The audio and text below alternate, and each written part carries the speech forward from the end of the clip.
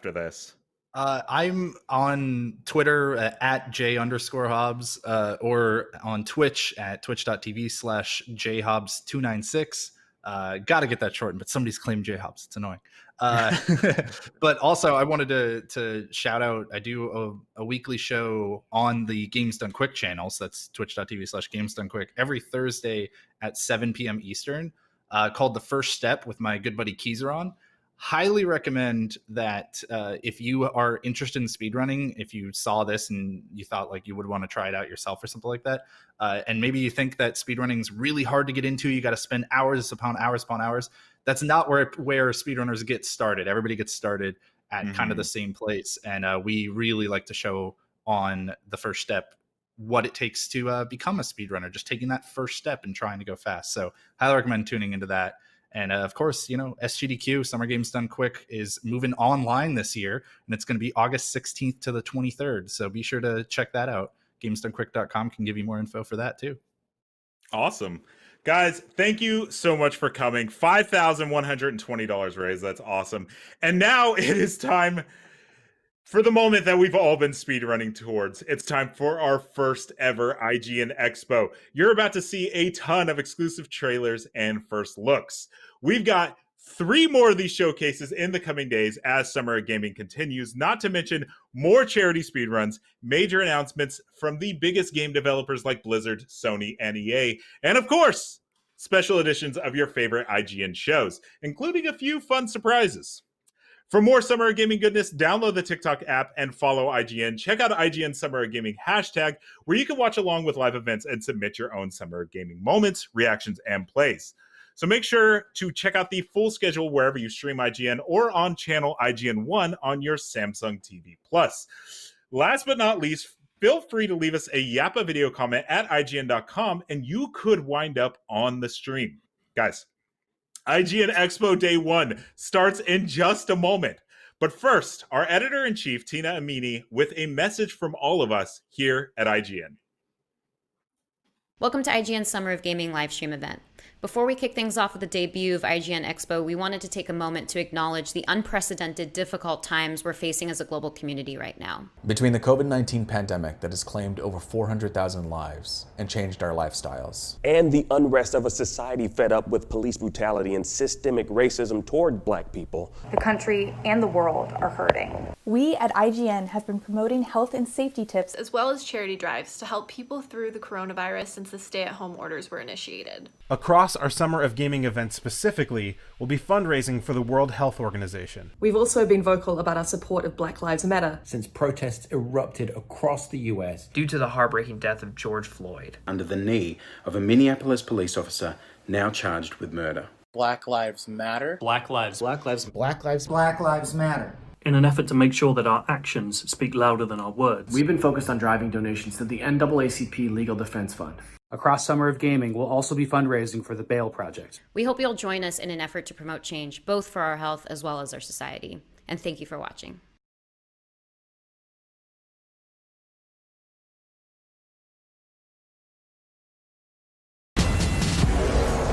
Summer is here. It's the time to get up close with the biggest games headed our way, along with first looks at what next-gen consoles have to offer. And if you want non-stop coverage, IGN is the place to be.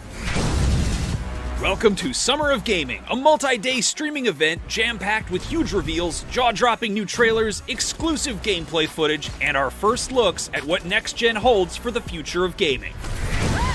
Today, we're checking out never-before-seen demos of highly anticipated titles. We'll be facing a stampede of evil mutant velociraptors in second Extinction, then descending into madness in the punishing nightmare hellscape, exclusive gameplay reveal of Mortal Shell, as well as dropping exclusive announcements and brand new trailers you won't find anywhere else.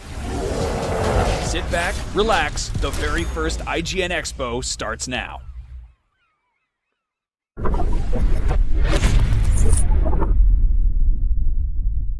Peggy 18.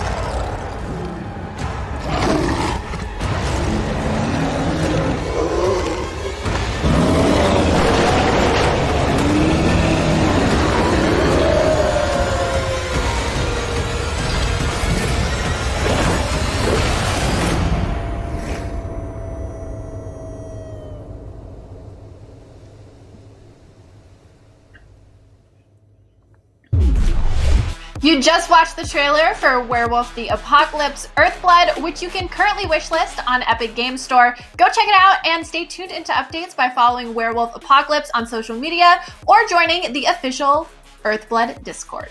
Welcome to IGN Expo #1, our own Summer of Gaming showcase packed with exclusive trailers, brand new gameplay, developer interviews, and a whole lot of other buzzwords I think I already said in that sizzle reel at the top. I'm Max Scoville, and I'm here with Sydney Goodman and Brian Altano, and apologies if you don't like our faces because you are going to be seeing a lot of them, and also, we can't do anything about them.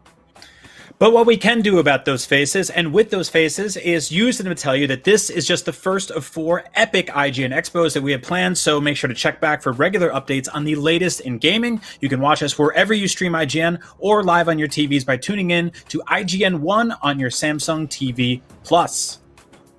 Additionally, all Summer of Gaming long, IGN is asking you to give to the World Health Organization and the BAIL Project. The COVID-19 Response Fund is dedicated to studying, tracking, and combating the coronavirus pandemic. The BAIL Project is a nonprofit that pays bail for people in need, reuniting families and restoring the perception of innocence. And by donating, you'll have a chance to win codes for games like Resident Evil 3 and swag from companies like Bethesda. Be sure to click the donation links in the description of your video player or go to donate.ign.com for more information on how and where to donate. Keep those donations coming. For even more Summer of Gaming goodness, download the TikTok app, follow IGN, and check out the Summer of Gaming hashtag on Twitter, where you can watch along with live events, submit your own Summer of Gaming moments, reactions, and plays. And now, let's get this thing rolling with what you're all here for, some world premiere video game trailers. World premiere.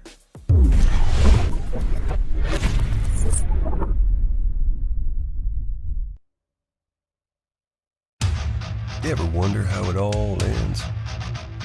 What if it ended with a song?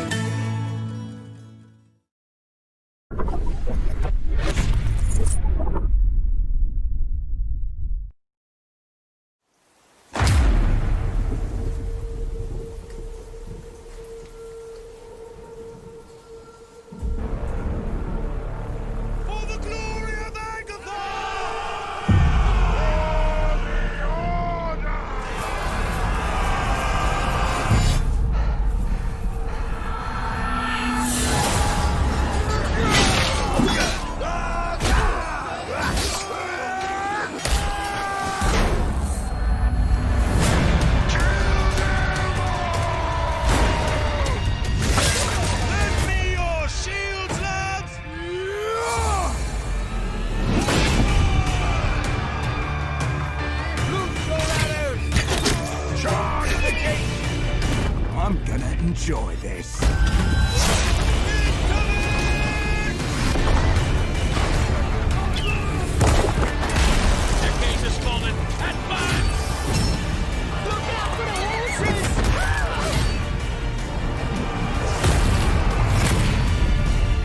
Torch this village! For you! It is a good day to die!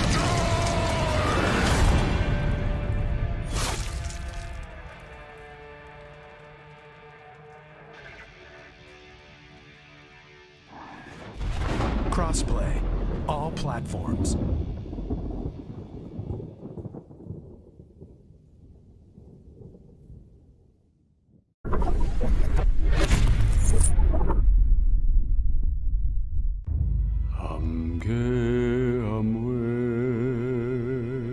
I've been looking forward to this day my entire life. The moment we finally blend our worlds into one. There were no people to be seen. They're not exactly people. They're gods.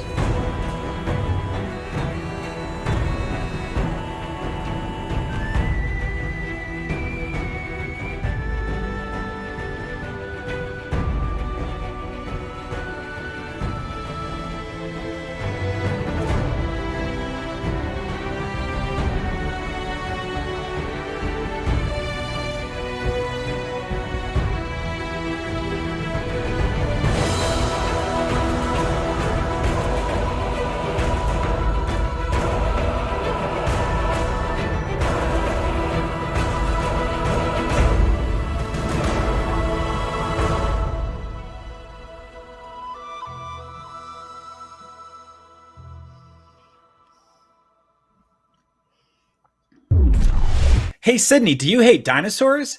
Do you ever want to shoot them in the face with a bazooka, but you can't because they're extinct, and also you don't own a bazooka?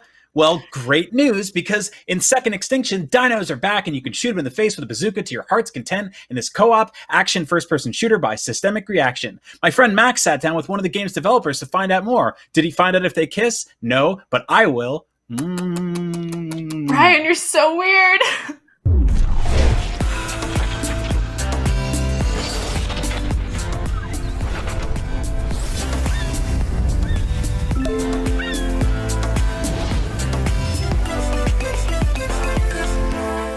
Well, bad news, everybody. Mutant dinosaurs have overtaken the Earth, and it's up to you and two friends to take them on in Second Extinction. Here to tell them about this new game where you shoot a whole lot of dinosaurs is lead producer Brindley Gibson. Brindley, welcome. Hi, Max. Great to be here. So, Second Extinction is a three-player cooperative shooter where there are just an absurd amount of dinosaurs running around. You guys unveiled this on the most recent sort of Microsoft Series X sort of live stream, and it's kind of showing off the power of the Series X. Everyone is extremely excited about next gen. Can you talk a little bit about some of the bells and whistles that this game is showing off on the new hardware? Well, we're not really announcing every single detail of sort of the features we're supporting for the next gen at the moment, but obviously it gives us a lot of power, and our ultimate aim is to ensure a great silky smooth SPS experience and get more carnage onto the screen. And see, our heritage from the Avalanche Studios group is these kind of games with crazy things going on, and that's essentially what it allows us to do, just push that and get more of that action onto the screen for players. Now, I had to get that out of the way. Everyone always wants to talk about next gen and this time of the console generation. But let's talk about the game. This is a game where mutant dinosaurs have taken over the Earth, and humans have to sort of fight to survive. Can you give us a little sort of rundown of how humanity wound up in this horrible situation? Well, when we join the story, we don't really know exactly what happened. Time has moved on since the actual extinction event occurred, and some of humanity has escaped to the stars. It really came out of nowhere. These dinosaurs erupted out of the ground. It looked like they'd been burrowing, and it was a pretty short battle. They overwhelmed humanity. And that's where we join the story now, is humans are starting to get together, and they want to come back to Earth from their orbital space platform and find out, who are these enemies? What do they do? Are there other survivors out there? And as we sort of move through the game, because it's going to be a live product, as we sort of grow it, we're going to be adding to that story and revealing more about the dinosaurs, how they came to be, because it's a pretty unreal concept, obviously.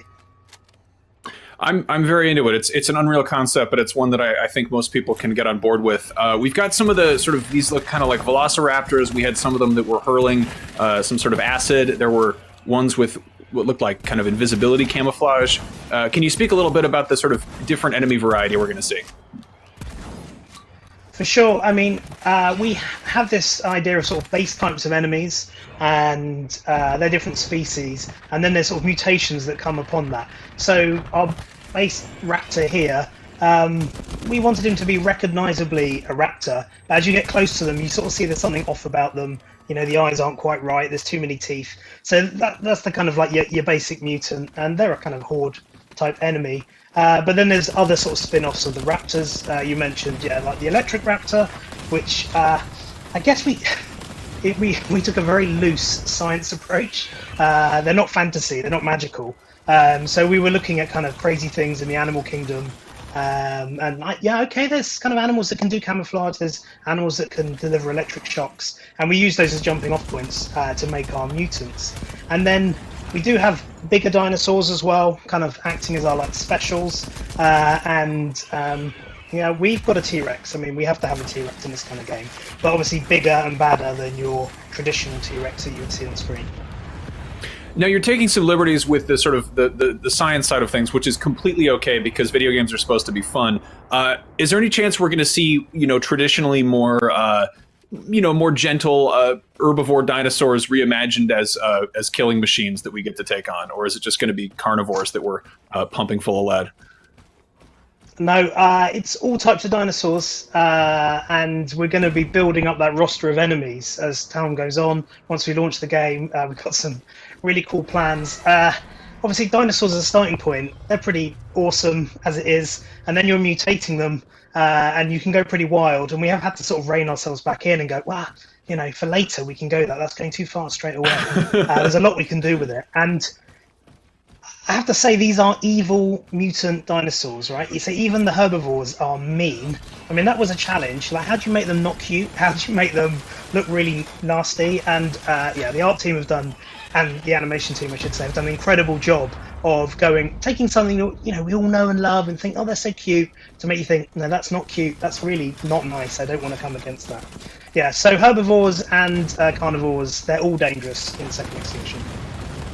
I love it. I would love to continue talking about the dinosaurs, but we should probably also address the humans. Is this class-based? Is everyone kind of kitting out their own character with, you know, different loadouts? Can you speak a bit about how that comes together? Sure. So we've got, at the start of the game, we've got these 4 heroes, and they are an international cast, sort of from around the world. We wanted to get across that this was an international conflict. The whole world has gone down. So we have these different characters. Now they sit within different classes, but each character has their own unique abilities as well. So there's sort of class aspects of certain weapons that they can use, class abilities, but then each character, you know, will bring its own special ability to the fight. And those classes, you know, are pretty standard fare in regard of there's a support class, there's a kind of generalist weapons class, and then there's a heavy type of class as well. But where the real fun is obviously, yeah, the abilities. That's where we get to layer on something very special into the characters, and also tell a bit more about their character, because there's not a lot of storytelling, as in traditional sense, cutscenes, that kind of thing. So we wanted to get across what these people are like in the abilities that they do, and the kind of VO lines that they trigger as well. Now, you do get to load out the characters as well, so it's not all preset. So you get to choose the weapons, the kit that you take in, which includes grenades, but also payloads. Because you're up in space, a lot of stuff actually comes down. You'll see that in the video here. Things being shot up into space and things being sent back down again. And the payloads can be anything from a resupply to a massive airstrike. So you as your team, you want to choose what's the stuff that we bring in to the game to have a nice spread, so you can sort of work together, cooperate to deal with the dinosaur threat. And now, can we speak a little bit about the... sorry. Oh no, go ahead. You were telling us. I was just going to say there's an element of upgrading the weapons in the game as well. So each weapon has its own upgrade tree, and that's something you can sort of unlock as you go on and you research. And then those upgrades allow you to either specialize your weapon or make it more general. We've aimed at making, rather than adding power constantly, we're trying to go for breadth. But it's anything from sort of more exotic things like fire ammunition to a buff to reloading. And we let players sort of reconfigure the weapon. Once they've unlocked the things, they can change and adapt the weapons and try different things out for different types of missions. Right on. Can you speak a little bit about sort of the mission structure? We saw this open up with kind of a dropship type of thing, and then everyone's sort of running around. Looks like gathering a lot of resources. Can you talk a bit about sort of the different objectives we'll have in the game? For sure. So the host of the game, they pick where they're going to come in on the map. So the map has these different regions, and there's actually a dynamic element of that that we're going to talk about in the future. But they have these kind of insertion points that sometimes are active, sometimes they aren't, and they can see where the mission is. So they choose where are we going to enter the mission. They might want to do some optional activities on the way, or they might want to get straight into the heart of the mission, get cracking, try and get through it quickly so they don't run out of supplies.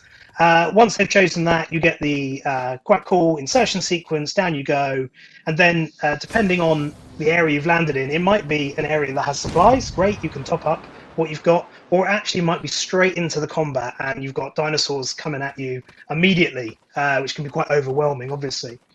You then have your mission, often objectives that you can take out in different orders, the order that you choose to do it in, and there is these optional activities that spawn around the map as well, so players can pick to do those if they want to. Now, once they've finished what's been asked of them for the mission, then they have to extract. And here is a sort of a one-off situation that happens every mission you play. You have to get back out, so you go to one of these extraction points, you call in the dropship, and depending on how bad the area is, the sort of threat level of that area, it depends on how long the dropship's going to take to get to you, and you have to fight off the enemies for as long as possible until the dropship arrives. You can get on board and get back with all your loot and surviving. Nice. Can you speak a little bit about the scale of the map? Because this is, I mean, it looks huge. Is it the kind of thing where that mountain over there, we could actually go all the way over there? Yes, so obviously the heritage, Avalon Studios is all about these open world games, and we're not actually talking about this as an open world game. We're talking about this as a big map game, because we have units, on their feet, moving around. There's no vehicles in the game apart from the dropship, and we found that actually the best sort of play experience was for a more compressed map. I mean, it's still pretty big, and you can go anywhere you like, as you would expect from this kind of game, but it's not the enormousness of other open world games out there. So yeah, we like to call it a big map game instead. I like that. That's fair. Can you speak a little bit about when people will get their hands on it? Do you have a release window planned? Any plans for a beta or anything like that? For sure, yeah. Well, we're not announcing the release just yet, but it's going to be announced very soon. There is going to be a beta. You can actually sign up to that now on the website, which is secondextinctiongame.com, and there's a war support, /war support. You can go there. And there's a cool little referral scheme, so if you get your friends to sign up, you can get some exclusive kits for your characters, exclusive skins, that kind of thing. And yeah, we really want to start engaging with the community now, get a lot of people into the beta, get their feedback, and sort of grow it together with them as time goes on. Nice. Well, shooting mutant dinosaurs in the face is fun, but it's even more fun with friends. Thank you for talking to me about the dinosaurs. I'm looking forward to hearing more about Second Extinction later this year.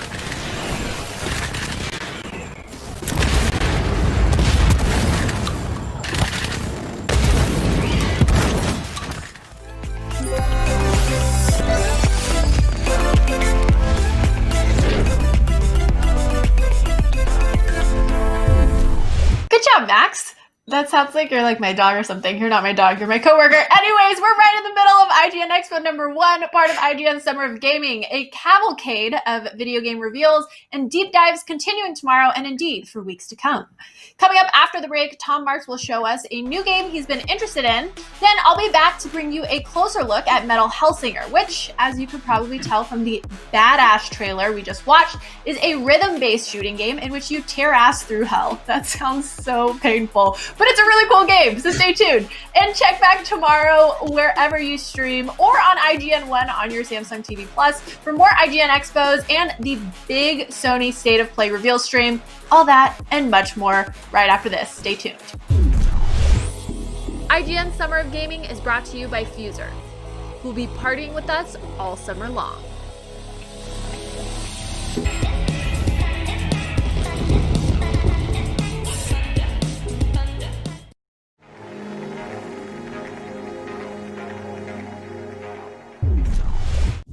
The biggest gaming event of the year is IGN Summer of Gaming, and it's almost here. Tune into IGN throughout June to see the latest and greatest in game reveals, news, trailers, next-gen coverage, and more.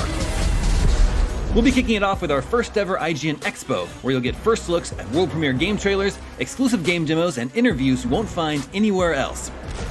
IGN Summer of Gaming, only on IGN and IGN One on your Samsung TV Plus. Tired of watching IGN on those tiny cell phones and tablets? Well, IGN is moving to your living rooms. Starting in June, tune into IGN One on your Samsung TV Plus to see all that IGN has to offer, beginning with our exclusive Summer of Gaming event. You'll get first looks at world premiere game trailers, exclusive game demos, and next-gen console coverage that you won't find on any other network, only on IGN One. The next generation of video gaming is on the horizon, and IGN is here to bring you the latest PlayStation 5 and Xbox Series X news and analysis in our new weekly show, Next Gen Console Watch 2020. We'll bring on the experts to discuss and analyze all the latest developments around these new consoles. From frame rates, services, features, peripherals, and even all the new tech jargon, Next Gen Console Watch 2020 will keep you up to speed on everything leading up to the next generation of gaming. Join us every Friday for a new episode. News, games, and more is IGN's live news show every day of the week that covers all the day's news about games, movies, comics, and of course more. This is our daily live show that takes a rotating cast of IGN talent going over all the latest news of the day while taking live questions and comments from chat. We're live every Monday through Friday at 4 p.m. Pacific, 7 p.m. Eastern, and you can find us on mixer.com/IGN, youtube.com/IGN, and twitch.tv/IGN. See you there.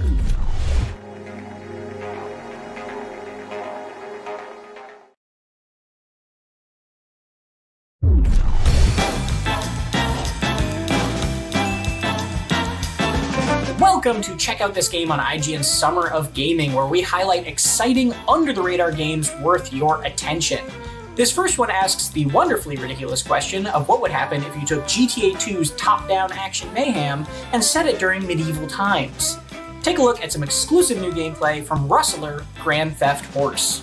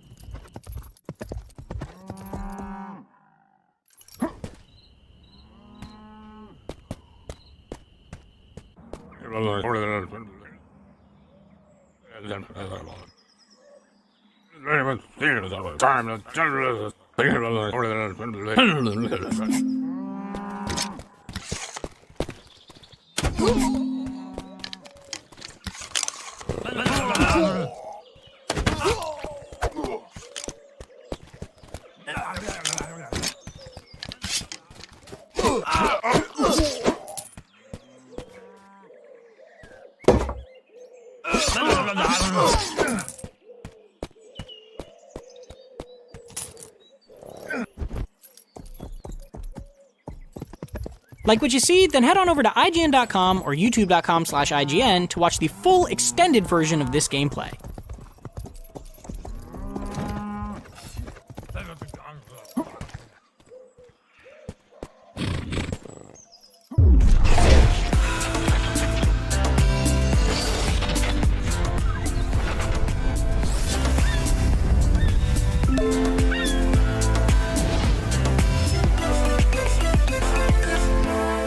I'm Sydney Goodman, and I'm so excited for you to be joining us. A little while ago, we premiered the trailer for Metal Hellsinger, and oh my gosh, was it amazing. And here to talk more about this exclusive reveal is none other than David Goldfarb. So, David, let's dive in. I'm so excited. Thank you so much for being here with us, all the way from Sweden. So, we just saw your trailer. We just saw your trailer for the very first time. Let's just dive in because that looks like something I have never seen before. So it is a rhythm shooter. Can you tell us about that? Should I tell you about the origin of it, or should I tell you about the? I mean, like the idea is that I think when I was thinking about it originally, it was something. There's sort of this Zen state that you get into when you're playing rhythm games, and you get into them also with first-person shooters. And then at some point, I was thinking it would be cool if I could do both. And then, especially if it had music that I loved involved, I felt like those three things would work, and therefore we wound up improbably making this crazy thing. So that's. So it's a labor of love. It brings the two things that you love together into one. That is true, yeah. You're doing a lot of... I'm just looking at the game now. So let's start with, what exactly are we watching right now? Like, is it a rhythm? I feel like a lot of rhythm games, you choose the song that you want to play and then you play it, right? It's very, like, stagnant. Can we expect that there's going to be a through line? Is there a story? Yeah, so... It's unlike, I think there are games that typically do this and they are static, as you point out, you have like a static track that you're trying to play against. And we tried that and it wasn't fun. And we're like a shooter, we've made a lot of shooters internally, at the people at the studio. And so knowing that, we wound up making a shooter that has these rhythm components rather than a thing where you're on rails and you're trying to do things to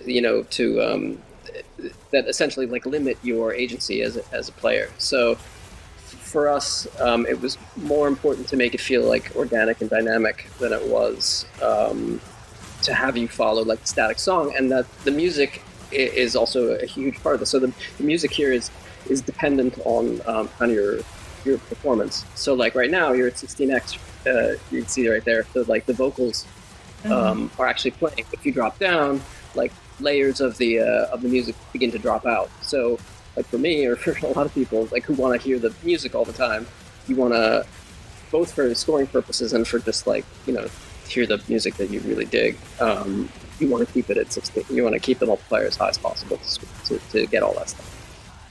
Wow, wait, that's such an interesting component, because I feel like I completely agree. You almost are motivated not just to kill the enemies, but also because you want to hear the full track sort of a thing. So let's talk about the scoring a little bit. How does the scoring work exactly? Well, I mean, right now, this is like a super early build, so actually we had to disable like a whole bunch of scoring stuff, so... but like in principle, like there's a whole bunch of criteria that we're evaluating, like you keeping the beat, like you see right there, using paths to kind of keep the beat up. So everything that you do, every action that you take, like shooting the enemy or hit it, you see yourself hitting him on the beat there, killing him on the beat, or any number of other actions. All those things give you score, and the score is multiplied by the thing that you see up there. That's a sort of multiplier. And there are any number of things that kind of give you score in the course of the game. And then at the end of the level, there are a number of other criteria that are applied, and those things collectively give you like your actual score. Gotcha. So are you progressing through the level once you hit a certain number? So like we just saw 900,000. So once you pass 900,000, let's just say, does a higher level enemy appear, or are you just trying to get the highest score possible as you go throughout the level? You're trying to get the highest score for the leaderboards and also to earn souls, which is I probably won't talk about right now. But those things are a point of progression and persistence things give you access to other, whether it's upgrades or other things later in the campaign. And there is, but the thing you asked originally, is there like a story? The answer is yes.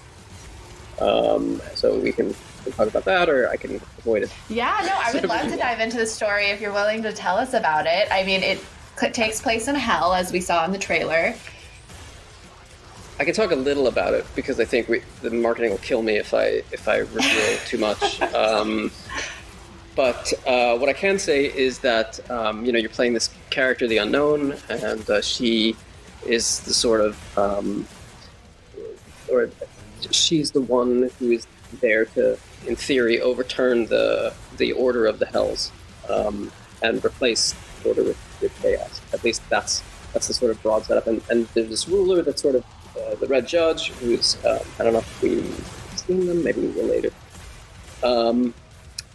And they're the antagonist. They're the immovable object to your irresistible force. And so that's kind of like the two of you are sort of opposed to one another and are eventually going to come into mortal conflict.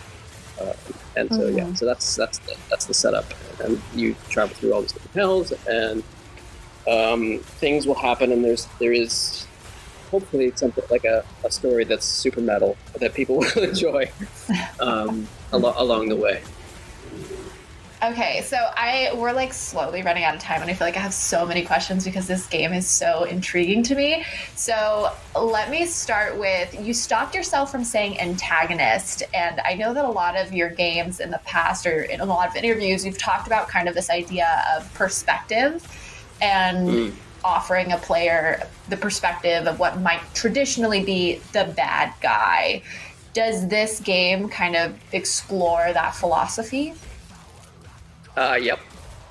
I mean, in as much as it can in this context, I think none of the things that I like, I think, are not present. So just in the way that you're playing this character who looks a certain way and seems to be doing a certain thing, and the enemy that you're fighting looks a certain way and seems to be doing a certain thing. And the Paz, the skull, same thing. All those things, I think, I would hope that my particular things that I care about are also present there. So yeah. Yeah, that's awesome. Most evasive answer. Most evasive answer I can possibly give. So this question is solely for me, but we have to end the interview really quickly, so I'm going to ask it super fast. But is the person that we're watching in that in the footage that we just watched, are they just really good at the game, or does the music tailor to your shooting abilities so that you're on beat? They are really good. Got it. They are okay, cool. Good. Because that's definitely vibing. Yeah, that person is super good. Like if you play, probably not going to be that good, and not at the start. In fact, I remember I told the person who was doing it, like, Jesus, all right, well, you're really good. So yeah, calm down. There's definitely, yeah, it's cool though. Alrighty, well, David, thank you so much for talking to us. Before we go, do you have any information that you can give us on when we can expect to play this game and maybe what platforms it's coming to? I think we can say that it's coming to PC and next gen and to current gen, and it's coming in 2021. Thank you so much. We definitely look forward to hearing more about Metal Hellsinger in the future.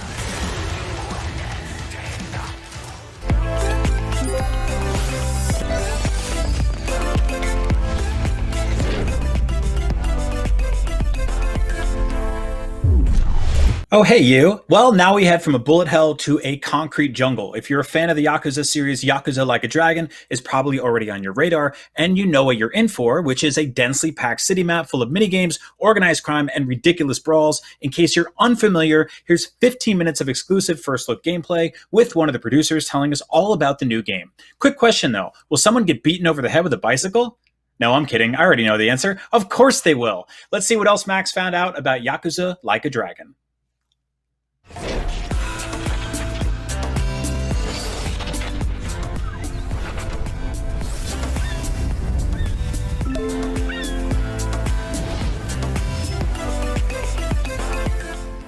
As the 8th entry in the Yakuza series, Yakuza Like a Dragon might seem a bit intimidating, but launching on a whole bunch of different platforms and with a new protagonist and a brand new setting, it's as good a jumping on point as any. Joining me to talk about this brand new game is Scott Strickart, the senior localization producer from Sega on this wonderful series. Scott, thank you for joining us.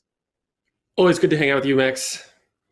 So, I have been somewhat on media blackout with Like a Dragon. This is obviously a huge, big new installment that is doing a lot of new stuff with the series. It's already been out in Japan for a little while, but you guys always go a really long way with how you approach localization. For people who haven't been paying close attention, can you give us a little bit of a rundown of what the setting is, who the main character is, and what we can expect to see?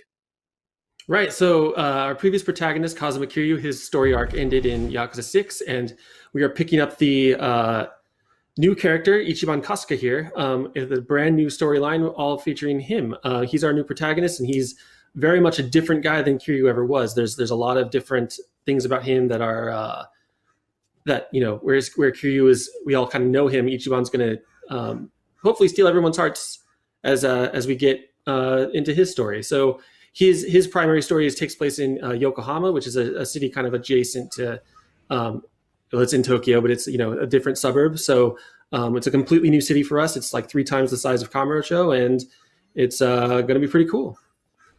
Now, one of the big, huge changes that's happening this time around is that Yakuza, which is historically a kind of an action beat 'em up, is now a party-based, turn-based RPG. Can you talk a little bit about that and how you're maintaining the same level of expectation for totally over-the-top action in a more of an RPG setting?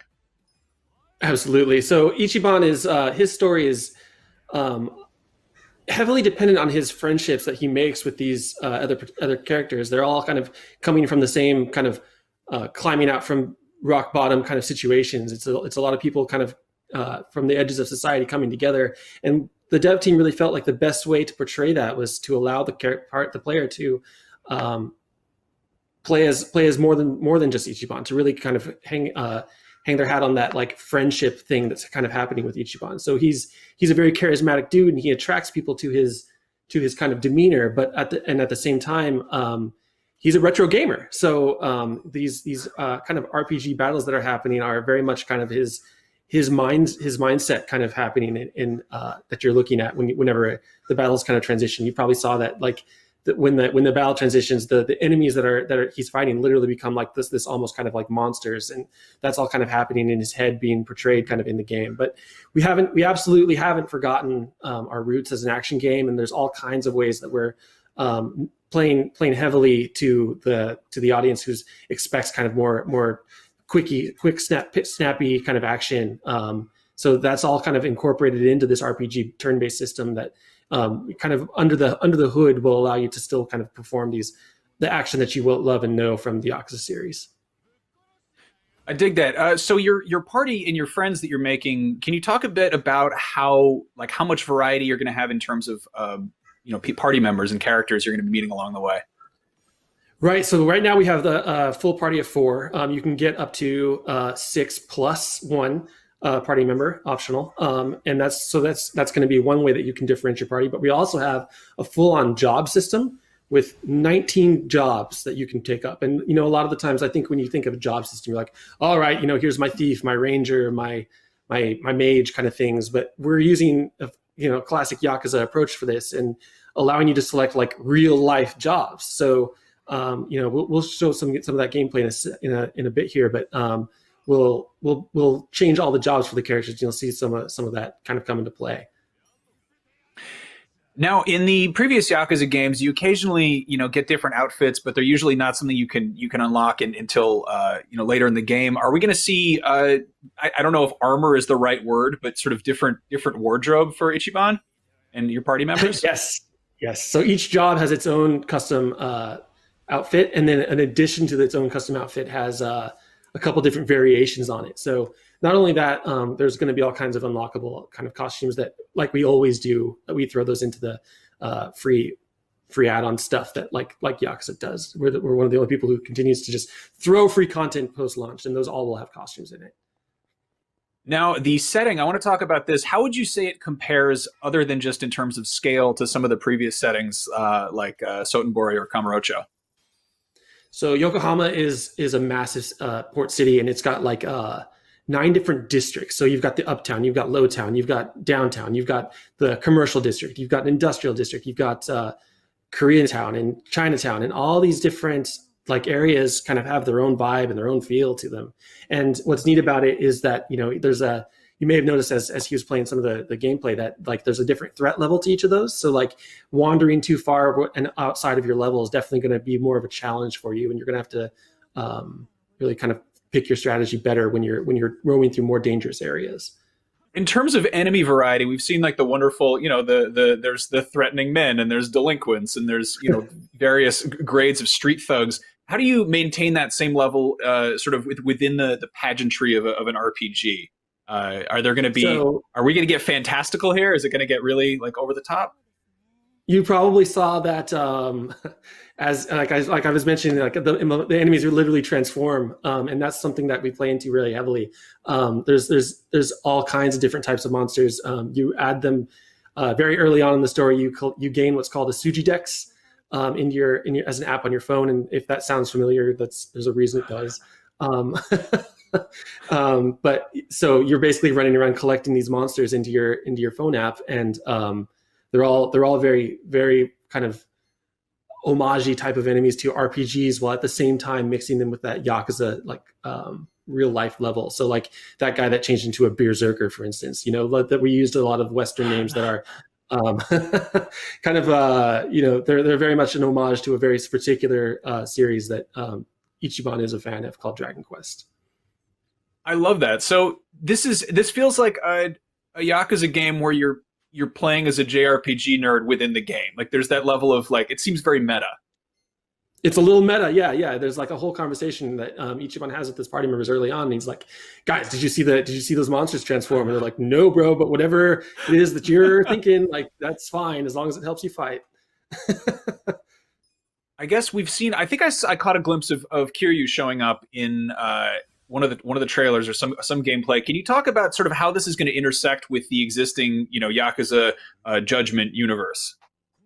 So it is definitely set in the same universe. When Ichiban gets out of Ichiban takes the fall for a crime that he didn't commit, very similar to our previous protagonist. But when he gets out in the year 2019, it's a brand new world for him, in which the Omi Alliance has essentially taken over Kamurocho. And if you're familiar with the kind of rivalry that the Omi and the Tojo clan have had for the last 6+ games, that's a huge deal, right? Like it's massive. And so all of that is kind of unfolding in the background as Ichiban is continually like kicked lower and lower. And like you mentioned, Kiryu and some of our previous pro tags even are kind of in the background, and you'll definitely intersect with them kind of later in the game in a way that is epic, but I don't want to spoil too much. Now, I think my favorite part of the Yakuza series, obviously the super heavy duty, dramatic, operatic crime stuff is cool, but I love all of the weird sub stories and just, side characters you run into along the way. And you and the localization team always seem to have a really good time bringing that stuff to the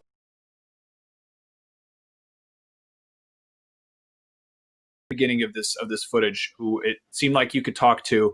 Can you talk about some of just the silly stuff that we're going to be doing in this game, in addition to the heavy-duty crime drama? So yeah, you saw that the crawfish over there, her name's Nancy. I don't want to talk too much about Nancy because we will absolutely be showing more of Nancy later. But yes, that involves Ichiban basically making friends with the crawfish. And it's just as bonkers as you might expect Yakuza to be. There's still heartwarming sub-stories. There's still very dramatic sub-stories, but for the most part, the sub-stories lean pretty hard into the nonsense side of things.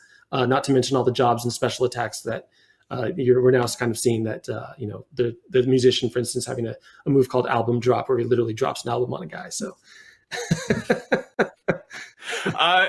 now the other thing that is huge in Yakuza games is all the different sort of mini games and activities. We've seen some of these teased. This has kart racing. Is that right? Dragon Kart is a full-on like a Tokyo.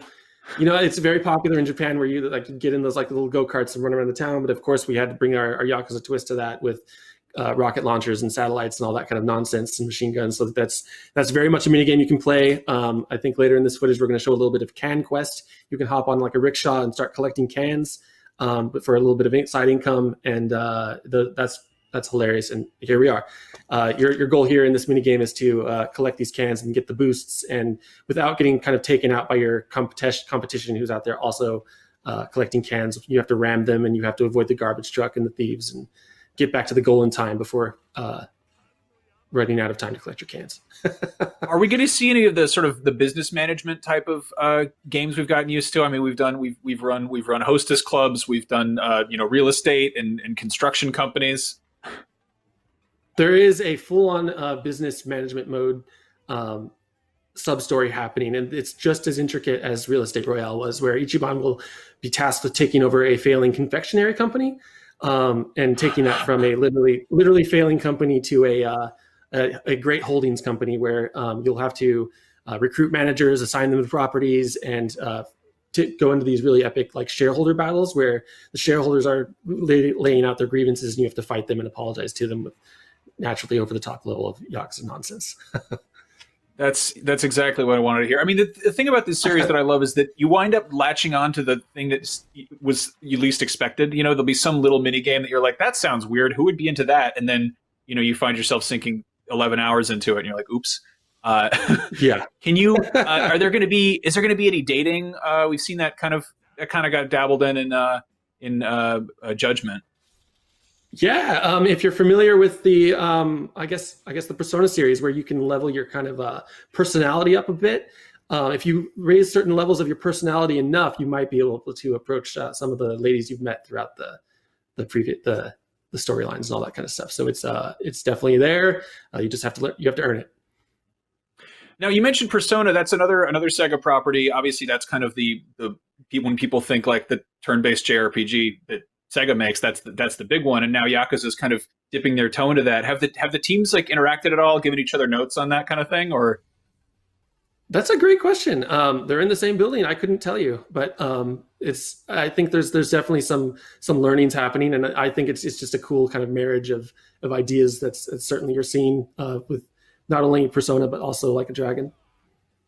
I love it. Yeah. So I mean, it's interesting to see these sort of parallels. They're both games where you go exploring, in Japan and making friends and fighting stuff. And in this case, it seems like it's definitely dabbling in that JRPG territory, but it's still squarely, Yakuza stuff.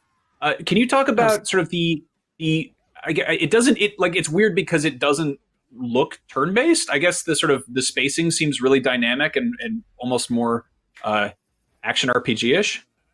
Definitely, it's super snappy. So like you not only in during battle you can for one automate as anyone that you'd want to automate, so you can make it incredibly snappy that way. But also there's this very dynamic kind of live action kind of feel happening where the characters are just kind of they're dancing around each other a little bit. And so like if a character is between you or if a bike is between you and a character, your character will automatically like pick up that bike, weave it into his attack.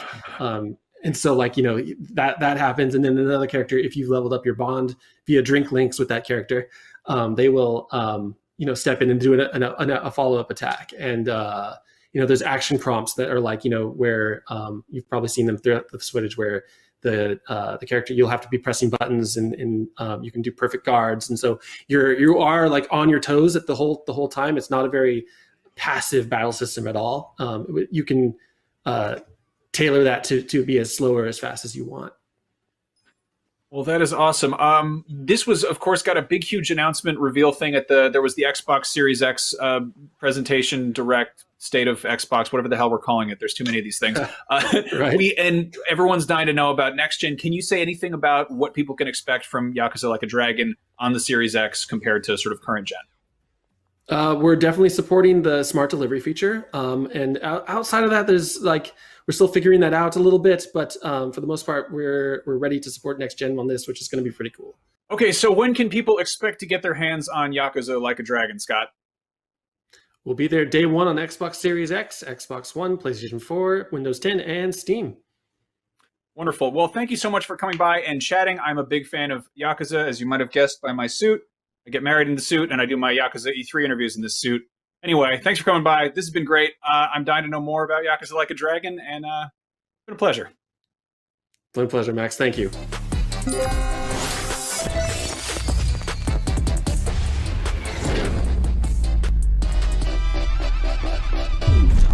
Now that we're up to speed on Like a Dragon, it's time for another quick break, but don't worry, it won't drag on. Stick around for another round of exclusive new game trailers, the latest on Borderlands 3 DLC, and more as IGN Expo Day 1 continues. Then check back tomorrow for another charity speedrun, IGN Expo number 2, and Sony State of Play reveal stream. Summer is just getting started. IGN Summer of Gaming is brought to you by Fuser, who'll be partying with us all summer long.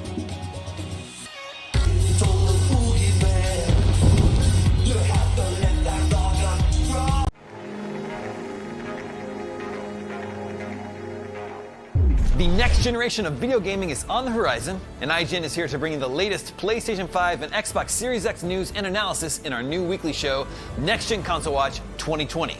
We'll bring on the experts to discuss and analyze all the latest developments around these new consoles. From frame rates, services, features, peripherals, and even all the new tech jargon, Next Gen Console Watch 2020 will keep you up to speed on everything leading up to the next generation of gaming.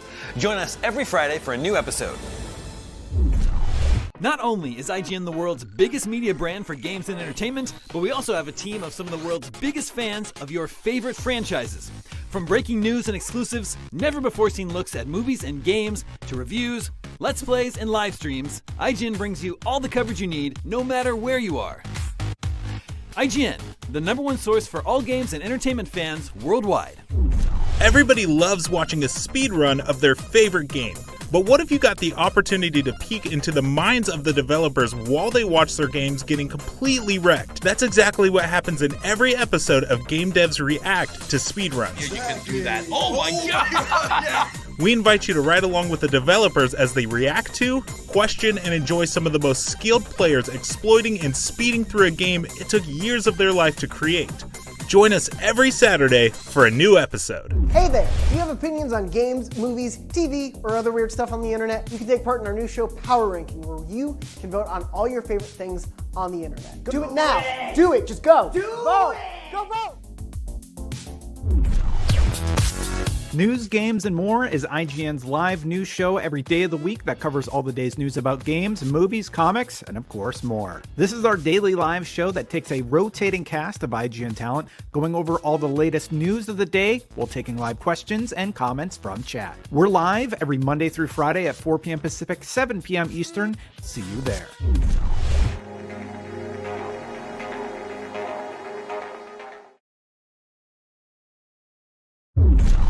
This is IGN Summer of Gaming, and we are still in the midst of IGN Expo 1. Don't forget, all Summer of Gaming long, IGN is asking you to give to the Bail Project Fund and World Health Organization by clicking the donation links in the description of this video or heading on over to donate.ign.com. The Bail Project is a nonprofit that pays bail for people in need, reuniting families, and restoring the presumption of innocence. Meanwhile, the World Health Organization's COVID-19 Response Fund is dedicated to studying, tracking, and combating the coronavirus pandemic. All of this is all very well and good, but even better, by donating, you'll have a chance to win codes for games like Resident Evil 3 and swag from companies like Bethesda. And for even more Summer of Gaming goodness, download the TikTok app, follow IGN, and check out the Summer of Gaming hashtag, where you can watch along with live events from Summer of Gaming, submit your own Summer of Gaming moments, Summer of Gaming reactions, and Summer of Gaming plays. I just said Summer of Gaming so many times. Summer of Gaming. But we're only just now getting started, and we've got a lot to cover. So let's check out some more new trailers for incredible upcoming games. Rapid fire style. Judges, show me the trailers. I have no idea what that's from. If you know, let us know in the chat.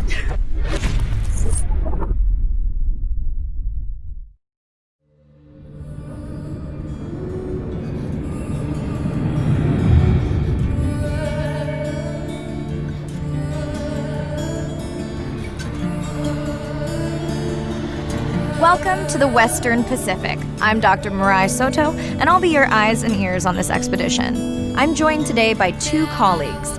Hello, I'm Andre. And I'm Irina. First time on a live stream. Be gentle with her.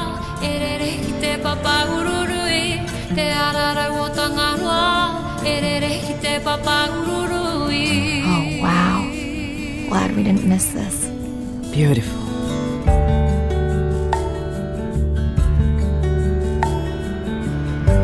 Why are you so focused on this pod and the baby?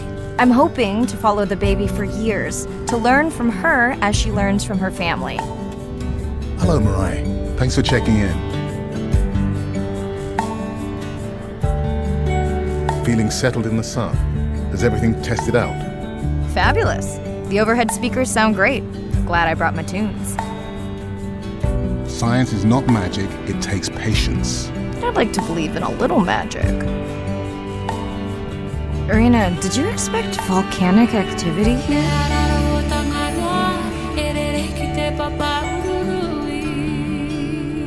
Andre, who is messing with my whales?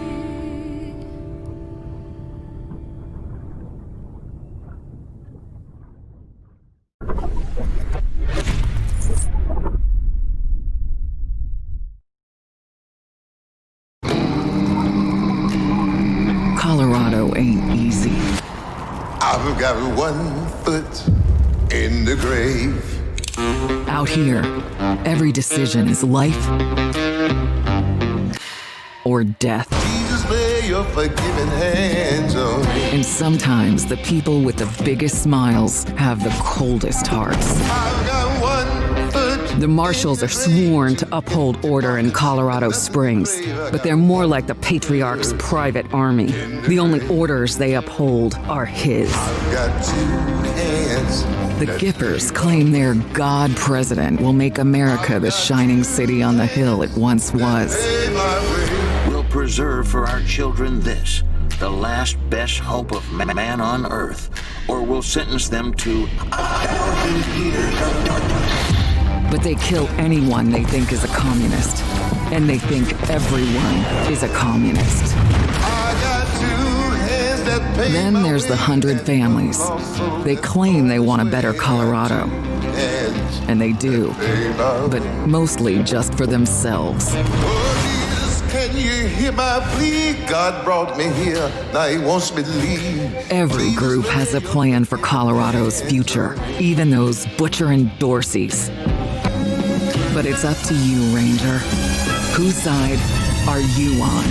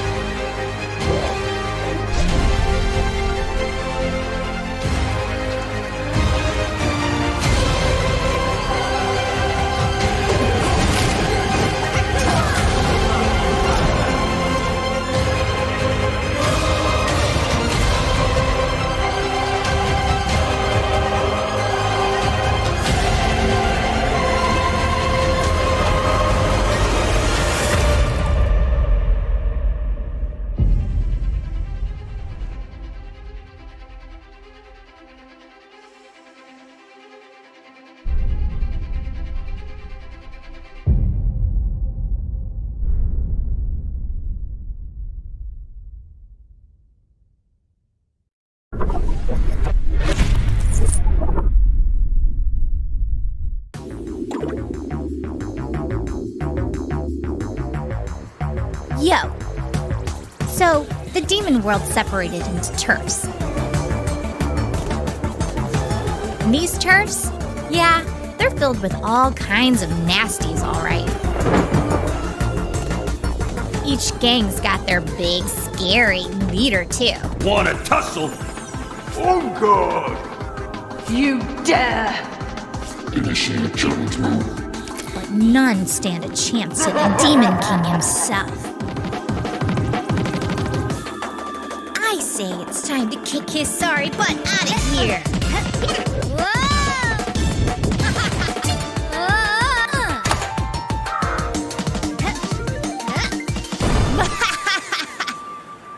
It's my time to shine.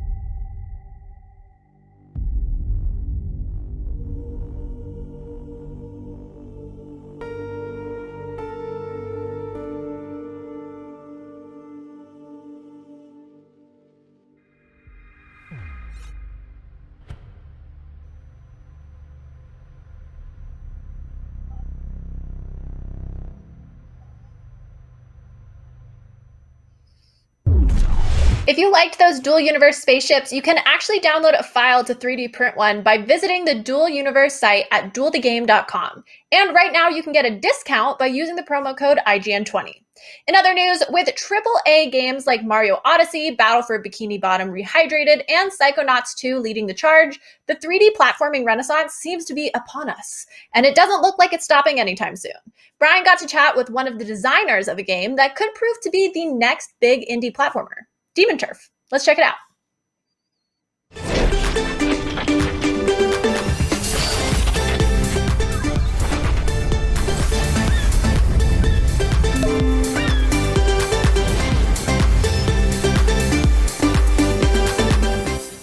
In 2017, retro platformer Slime Song captured our hearts and kicked our asses. And now Fabraz, the studio that gave us Slime Song, is back with something brand new, Demon Turf. From Fabraz, please welcome CEO Fabian Rustler and lead programmer Ben Miller. So we have entered the world of Demon Turf, which is a brand new platformer that you guys are working on. Tell me about it. How did this come together, and what is this game? Basically, it kind of was something that was brewing in my head for a while, and I've always grown up with platformers, 2D platformers and 3D platformers. And we felt with Slime Song, we really kind of did everything we wanted to do with the genre, but we weren't quite done with what comes with a platforming game. And so we started experimenting with a 2.5D game at first that then developed into Demon Turf, our now 3D platformer, our big take on the 3D platforming genre. That kind of tries to combine everything we love from it, but then also trying to bring new things to it that are different. And we're just really, really excited to bring it to you. In a way, for us, this is kind of a spiritual successor to Slime Song. So did this kind of break your brains to have to work on something that was 2D and sort of traditional and was specifically, evocative of a entire style of game, a whole era of video games, to now jump into 3D? That took many other game developers like 15, 20 years to get accustomed to. And for you guys, it was just like 2 or 3 years. You're already into the next dimension. So what were some of the sort of challenges of going from 2D to 3D from a strictly platforming sense? I mean, honestly, and I think Ben can back me up on this, the weirdest thing about this project is how smooth it's been. Every time we tried out something new, it just kind of worked out pretty well. Yeah, I'd say, especially on the mechanical side, a lot of the tricks we learned from Slime Son, we kind of could extend and bring into 3D, and it just felt like a natural extension. Where actually was where we did like find challenges was more on the art style side of like, there's actually a lot of things that 3D makes a lot simpler that then combining 2D and 3D like this actually brings in whole new challenges of like spacing and trying to get, you know, a tab on how enemies are facing and that kind of thing, that then we basically had to come up with new solutions for that worked for both of these kind of approaches. And this is because we are combining 2D art with 3D environments. I think that's kind of the thing that is very different about it, and came with complications, but I think works out really well for just how cool it looks, I think.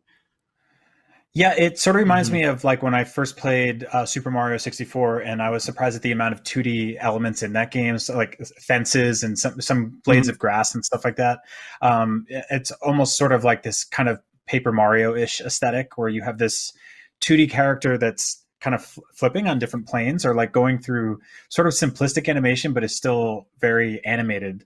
And so tell me about traversal in this game, because this character is doing a kind of incredible sort of array of different moves here, more so than I would say, you know, there's been a sort of a renaissance of kind of N64 inspired 3D platformers in the last few years. This character seems to have like a pretty insane moveset. I saw like a hook shot and then transforming into a bat. We're now sort of like, I don't know, like underwater jetting through this tunnel. Like how did all this come together?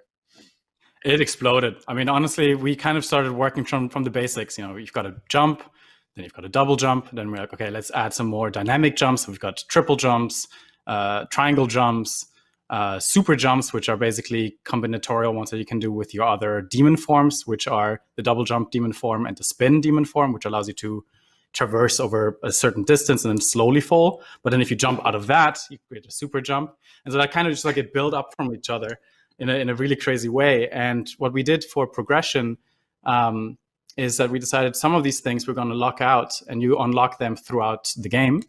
And these are what we call the turf abilities. Basically, each turf brings a new one. And so the hookshot is the first one. The second one is the rolling demon, which you see right here, actually, which is basically a snake biting its own tail, becoming a wheel, and then you just go at it.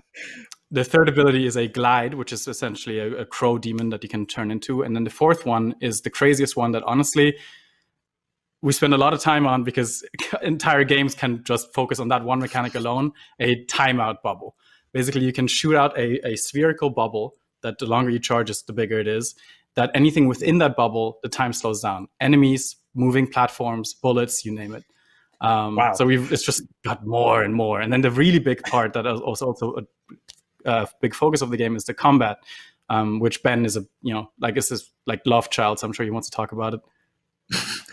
Yeah, so I mean, like we were trying to find our own ways to sort of put our spin on the genre, and for the combat, we want to try something different from like the typical health bar and getting them down to 0 health approach. So we tried to go for something very like momentum driven and physicsy, where it's one hit kills for anything with like spikes or pushing enemies off ledges, but you just have this like different size of hands and punch combos you can send out. That it's all about sort of pushing enemies around. It's like a tug of war of trying to get them into the right position to then knock them off the stage or into a hazard. And so then that was sort of a starting point that then branched off in all different kinds of directions for the combat and mechanic design of the game. Now, in terms of level design, is it sort of freeform? Like, does it feel like it's a kind of situation where the player can kind of explore and traverse as they want and sort of accomplish goals, or are there like set parameters for what they need to do in a specific level? It's a bit of a combination. So basically, you've got hubs, which you can freely explore, and there's NPCs, there's side quests, there's shops that you can spend collectibles on. And levels do have collectibles, but I wouldn't say that this game is necessarily a collectathon at its heart, because the levels are a start to finish line scenario. However, we have a couple of really cool twists there, because basically your goal is to become the Demon Queen, right? So the Demon King currently rules over all turfs, and you first have to convince all the gangs of each turf to join your cause to then take on the big honcho. And that means that when you go through a turf, which is basically a game world, and you go through all the levels, that's your first visit. But then once you've done them all and you've beaten the turf leader, you can revisit these levels, and they're completely remixed at that point. We call it the return state. And basically at that point, the time of day might have changed, the weather has changed, the layout has changed, there's new challenges.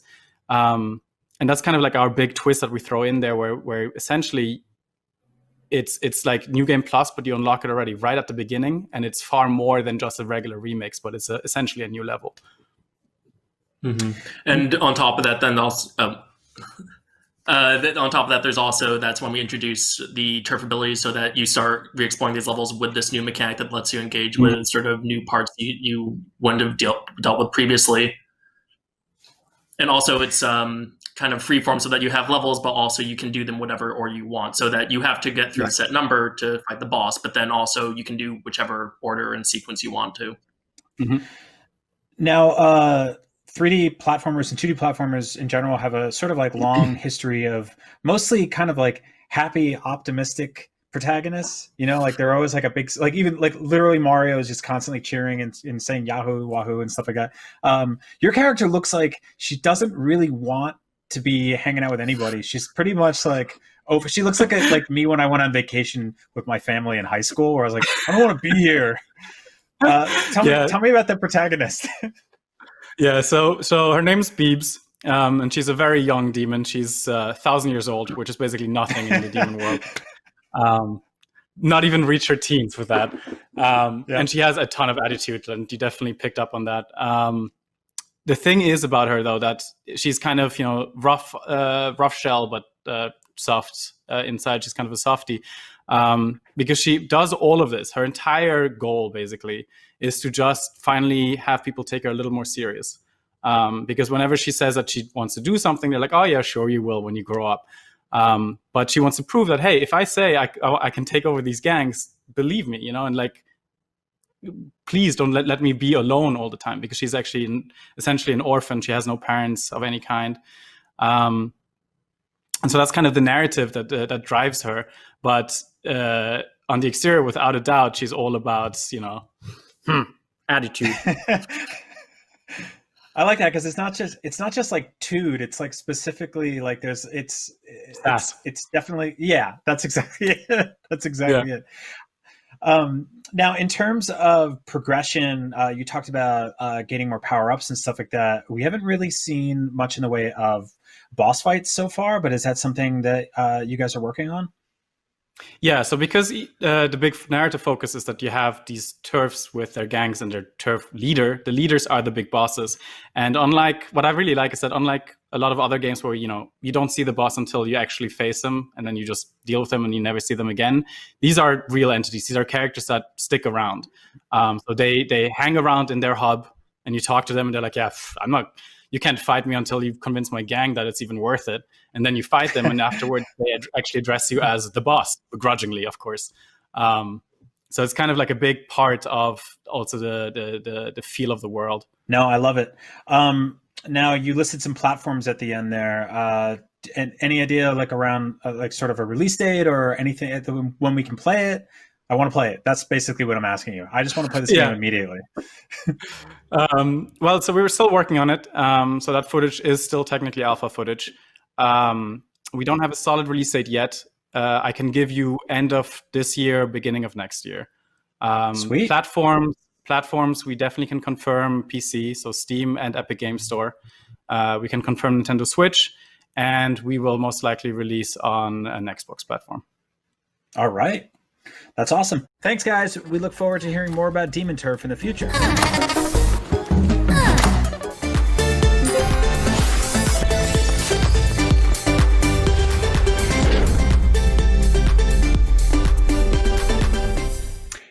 Well, Brian got to show off Demon Turf, but I have a commercial break because sometimes work assignments aren't fair, but we do need to pay the bills for a minute. But stick around for the scoop on a bunch more new games afterwards, plus tomorrow's Expo number 2 and Sony's much anticipated State of Play, all about the PlayStation 5. So check back in wherever you stream or on IGN 1 on your Samsung TV Plus. We'll be right back.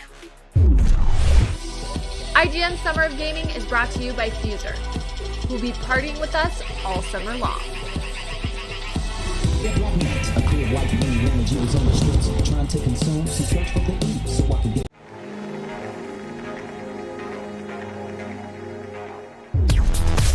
News, games, and more is IGN's live news show every day of the week that covers all the day's news about games, movies, comics, and of course more. This is our daily live show that takes a rotating cast of IGN talent going over all the latest news of the day while taking live questions and comments from chat. We're live every Monday through Friday at 4 p.m. Pacific, 7 p.m. Eastern, and you can find us on mixer.com/IGN, youtube.com/IGN, and twitch.tv/IGN. See you there.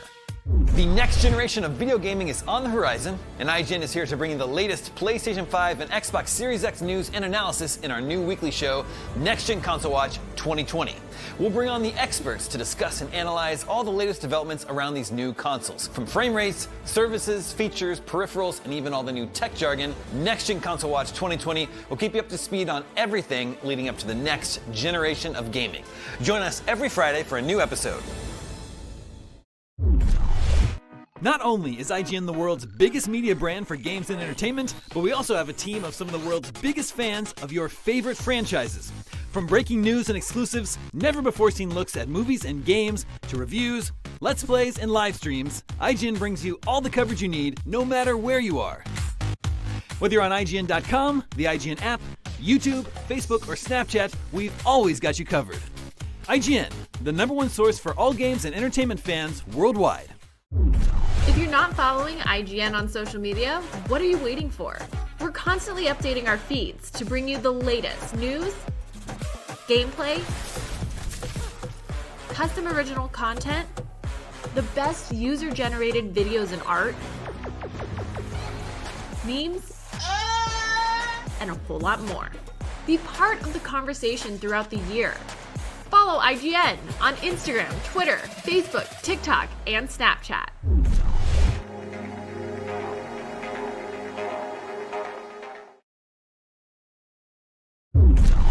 Welcome back to IGN Expo 1, a part of the Summer of Gaming. Don't forget, all Summer of Gaming long, IGN is asking you to give to the World Health Organization and Bail Project charities. Be sure to click the donation links in the description of your video player or go to donate.ign.com for more information on how and where to donate. Let's get back into it. Observer is a cyberpunk horror game that was first released back in 2017, and now it's getting augmented, upgraded, and enhanced with a new coat of paint thanks to a next-gen release. The fine folks over at Bloober Team are about to give us a sneak peek at Observer System Redux, and you know what? I'm going to be nice and let you look at it too. Take a look. Go ahead. You can do it.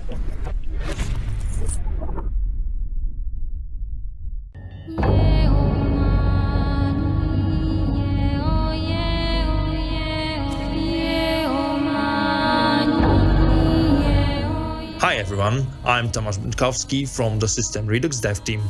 Today we'd like to show you an extensive gameplay demo, including the first glimpses of brand new story content.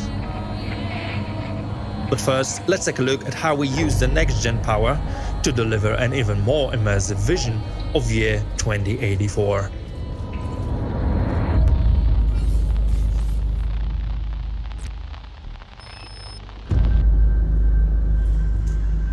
For Observer System Redux, we've rebuilt and upgraded the visuals in practically every aspect. The game uses now improved assets, including 4K textures, new high-quality animations and models, as well as upgraded particle effects and simulations. We've also significantly increased the overall lighting quality across the whole game, with the support of HDR and ray tracing, and thanks to such effects as volumetric lights or global illumination, System Redux delivers a much more atmospheric and impressive depiction of the dark cyberpunk future. Last but not least, we take advantage of the SSDs to massively shorten loading times, so that they're mostly unnoticeable for the player. Of course, Observer System Redux will run at 4K resolution at 60 frames per second. Now, let's see the game in action. Run! Get help!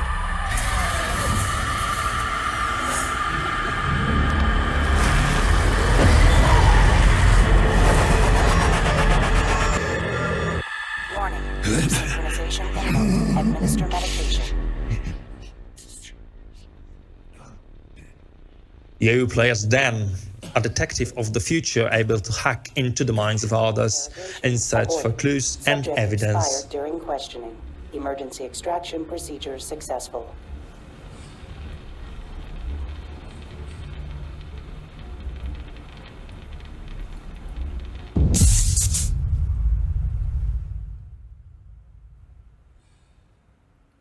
Right now, you're on the trail of the serial killer, but the victim just died before you could finish your neural interrogation. To find your next lead, you must search the room the old-fashioned way. Synchrosine injected. Strain level decreased.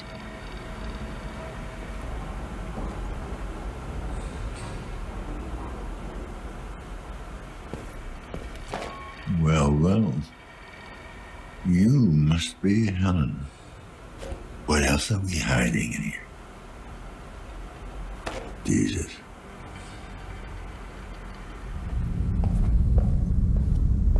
And what might that be? This altar of affection marks the beginning of one of the new storylines added to the system Redux. Her Fearful Symmetry, as this side case is called, tells a psychotic love story explored through the lens of the game's dystopian and transhumanist themes. Right now, however, Dan must find Helena.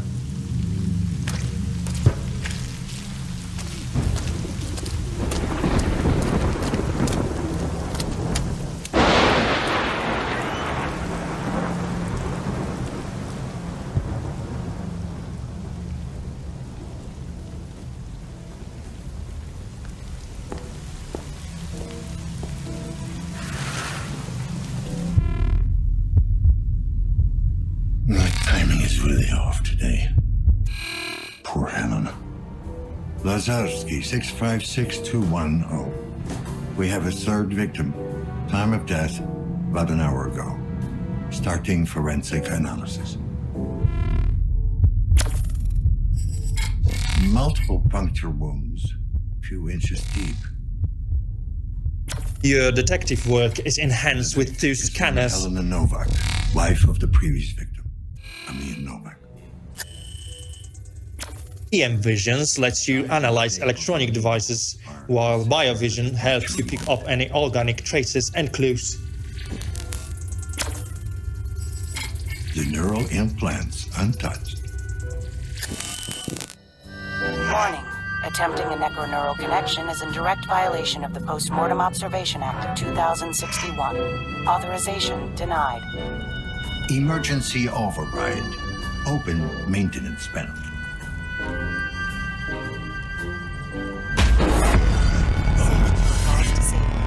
Warning.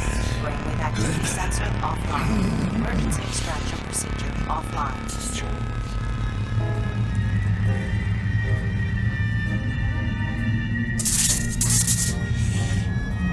This better be worth it.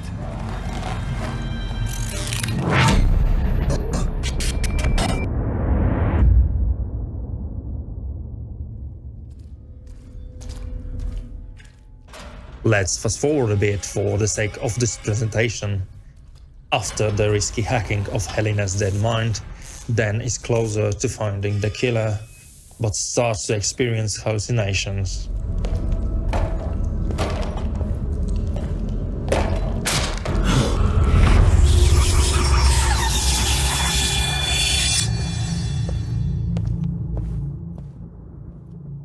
Disturbing visions, previously experienced only when hacking somebody's mind, begin to seep into the physical world, blurring the line between what's real and virtual, which is another of the important issues discussed in the story.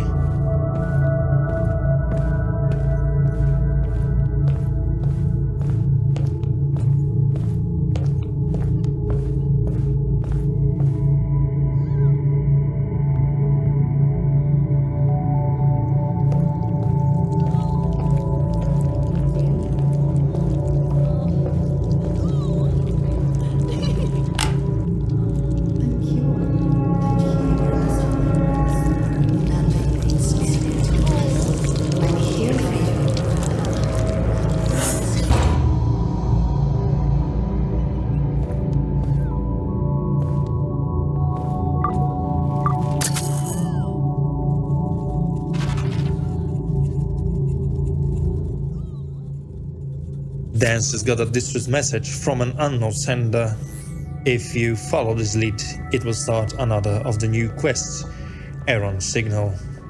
These new cases are all designed to explore thought-provoking themes of a future that soon might become our present. But there are more than that. We're designing a full package along with new puzzles, game mechanics and mind-bending Dream Eater segments. With the code from the club, Dan can push forward after the killer.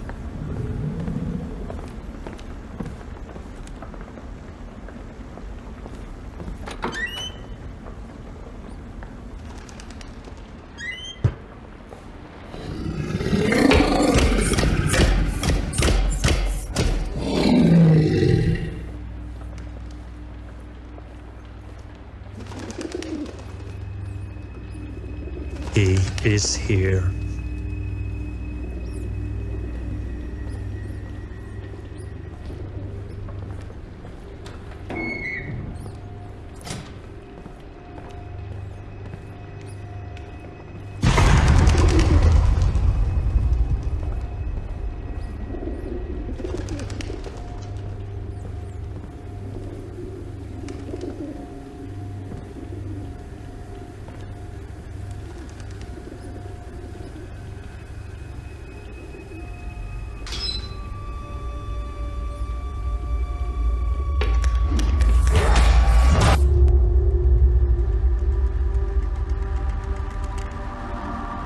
This concludes today's presentation, but stay tuned for future reveals of all the upgrades and new content we're working on. Observer System Redux comes to PlayStation 5 and Xbox Series X later this year. Thank you for watching.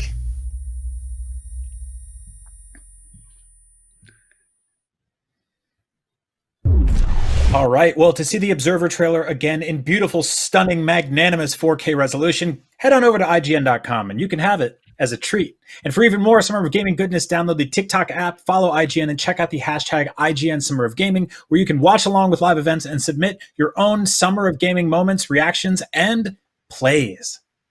While we're still on the subject of Observer, here's something that I've observed. Segues are very hard to write. That's right, I'm talking about Borderlands 3, everyone's favorite cel-shaded open-world looter shooter. Gearbox has done a great job supporting the game with a mess of story-driven DLCs, and they've got another one in the works. Our very own Mark Medina talked with the developer about Bounty of Blood. Let's see what he found out.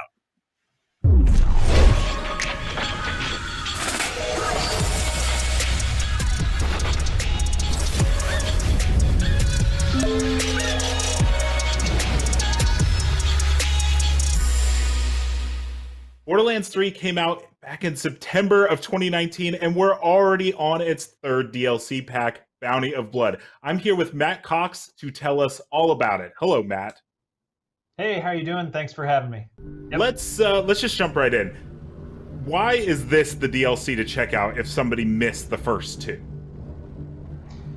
Well, Bounty of Blood offers so much in the way of new gameplay objects and a new vehicle called the Jet Beast, and of course a ton of new enemies to explore. But I'm very excited about the story, and the story is a simple story of revenge and redemption set on a very brutal planet called Gehenna. But there's a lot to offer, from answering the sheriff's bounty to take on the Devil Riders, which are our main enemies that have tamed the wild beasts that this company has experimented on.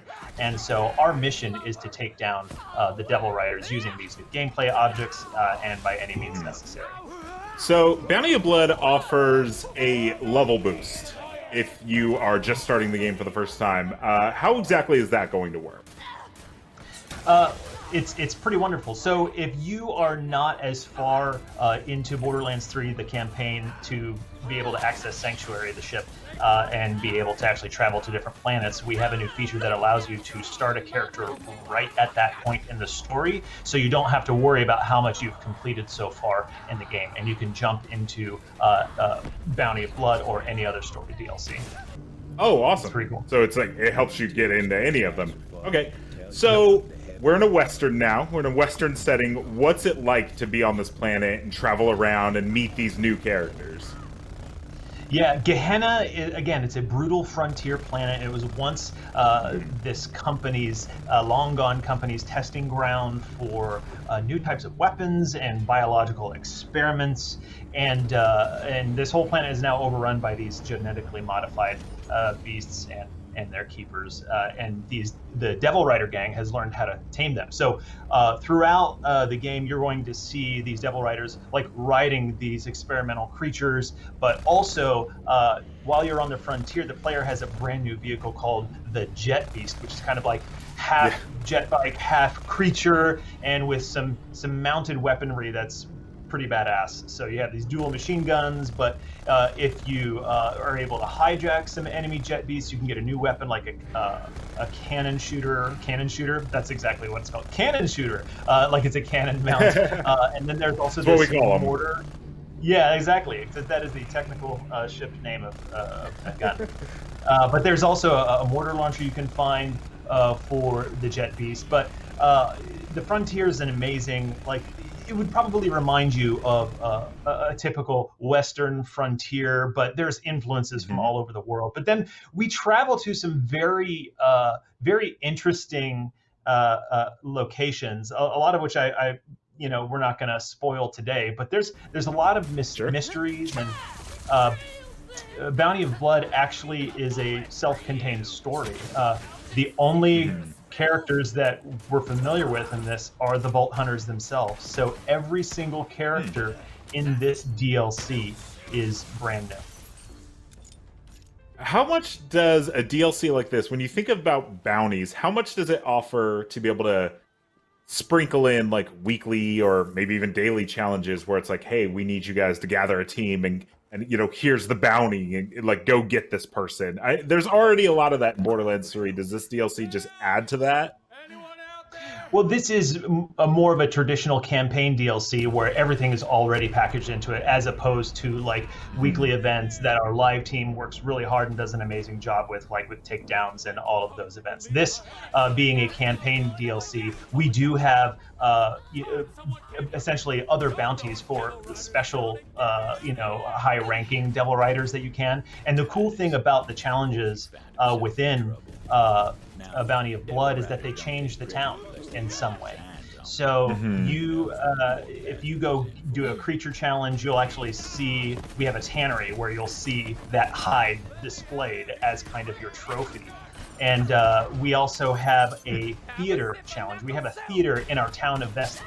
So we have the frontier planet, the blast, or part of the planet, which is called the Blast Plains, and then we have the town, which is called Vestige. And the town has been overrun by the Devil Riders, and that's why the sheriff has issued the bounty. But if you do certain challenges and things for the town, it changes the town in some way. So this theater challenge, you can find these lost film reels all across the DLC, and every time you find a lost film reel, you can go back into the theater in Vestige and see part of the film play out. And if you complete the entire challenge, you can watch a small film. Okay. So I think everybody's going to want to know loot. So you bet. Obviously, Westerns, we got, long rifles, we got cool pistols, all this. Like, what can we expect from this like new Western themed DLC? Oh yeah, so you're gonna get a bunch of new loot, some cool new legendary guns, as you would expect from any sort of DLC drop from Gearbox and Borderlands. But yeah, we do have pistols. You can't have a Western without pistols, but not all the new loot that you find will be pistols. We have some crazy stuff. All sharpshooters. Yeah, that's right. We have something called a bubble blaster that you may find if you do a certain side mission that has high damage soap bubbles. So we go crazy and weird with some of the new things you find, but we also have a particular Torg weapon that features gyro jets that leaves sticky bombs on enemies as it passes through them. Why not? Why not? I'm a big fan of collecting skins. And so I would assume that this DLC is going to come with all sorts of fun cowboy themed skins, I would hope. You can expect to have a very a Bounty of Blood themed skin pack for the Vault Hunters for sure. Okay, so what is like the one thing that you're most excited for people to see without spoiling anything? What is like the one thing that you're like, man, I really can't wait for people to see this? That's like saying pick one of your 5 children and tell me why they are the best. Well, we've talked about the town. That's cool. Rose and Juno are our allies, the brand new characters that anchor our DLC. Juno is a rough and tumble brawler with a checkered past, and Rose is our guide and an ally. So I'm excited about them.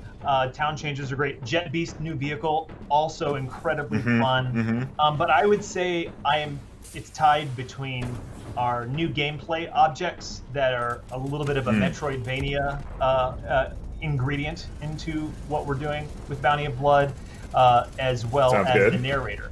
We haven't talked about the narrator yet. So this is new for Borderlands. We actually have a character that's vocal only. We'll never see him, but he comments on the events, whether it's story or context to objectives. So we actually have a narrator character that is following us, telling us about the story as we're playing it. So that's really cool. But I'm a gameplay person at heart, so I'm a Nintendo head, honestly. I grew up playing a bunch of Mario and Zelda, and I still do with my kids. So gameplay is where a lot of my heart lies. So we have a Trader Weed, a Core Sploder, a Breezer, and a Telezapper. And we unlock these new gameplay objects as you play through the story. And so the Trader Weed, when you find it, it turns enemies to your side. A Core Sploder is a big rock type of plant made of core, and core is the element that everybody's excited about on this planet, trying to mine for core. But Core Sploder, you melee it, and it shotguns out high damage shrapnel. So, and then a Breezer is kind of like a jump pad. It helps you soar into the air. And then our Telezapper is essentially a teleporter. But how we've used these in challenges and some side missions, and even in the main story missions, it's probably my favorite part. Our team did a great job embracing, kind of throwing a little bit of a Metroidvania gameplay element into our story. That sounds like a lot. Sounds like a lot. I'm not gonna lie. So did I? It might be too much. That was the one thing, right? Yeah. That was yeah. Matt, Bounty of Blood, Fistful of Redemption. It's coming out soon, right? It is coming out very soon. Everybody will be able to play Bounty of Blood on June 25th. It's not soon enough, but we'll wait. Matt, thank you so much for joining us and telling us about the new DLC.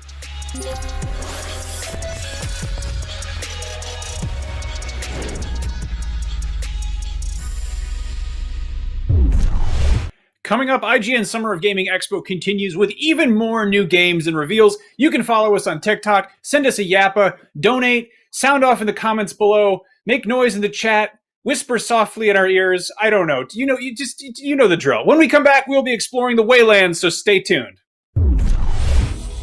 IGN Summer of Gaming is brought to you by Fuser, who will be partying with us all summer long.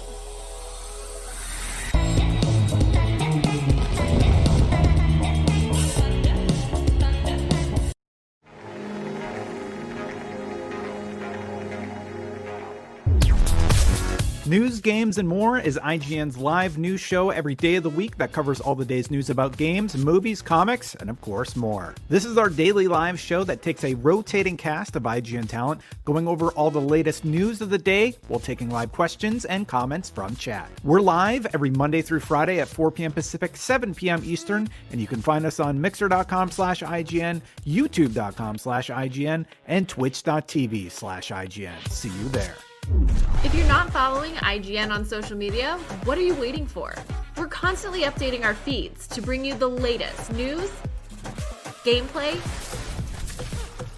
custom original content, the best user-generated videos and art, memes, and a whole lot more. Be part of the conversation throughout the year. Follow IGN on Instagram, Twitter, Facebook, TikTok, and Snapchat.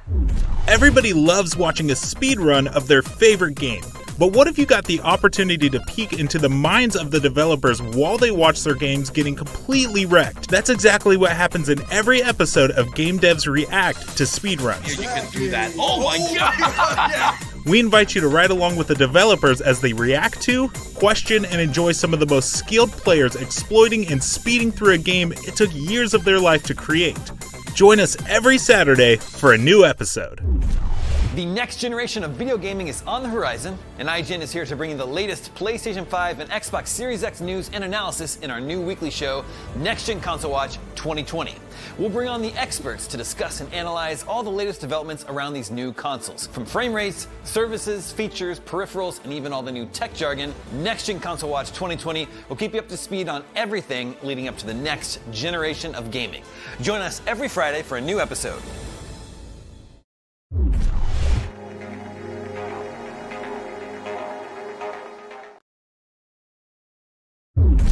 Welcome back to IGN Expo #1, part of IGN Summer of Gaming. Don't forget to give to the Bail Project and World Health Organization by clicking on the links in the descriptions below to help combat COVID-19 and reunite families. Sydney. Sydney. As the sun sets and the day turns to night, I often lay alone in my quarters, the candlelight flickering around me while I wistfully dream of a simpler time when classical party-based role-playing games were bountiful and aplenty. And then I remember the upcoming classical party-based role-playing game, The Waylanders, and all is right in the world. Huzzah, forsooth! So keep those donations coming, but also let's take a look at The Waylanders. The Waylanders is a classically inspired RPG that took its first steps on Kickstarter back in 2018 and has been steadily picking up steam ever since. I recently got to check out an alpha build of the game ahead of its early access launch to explore its fantastical take on the Celtic Age.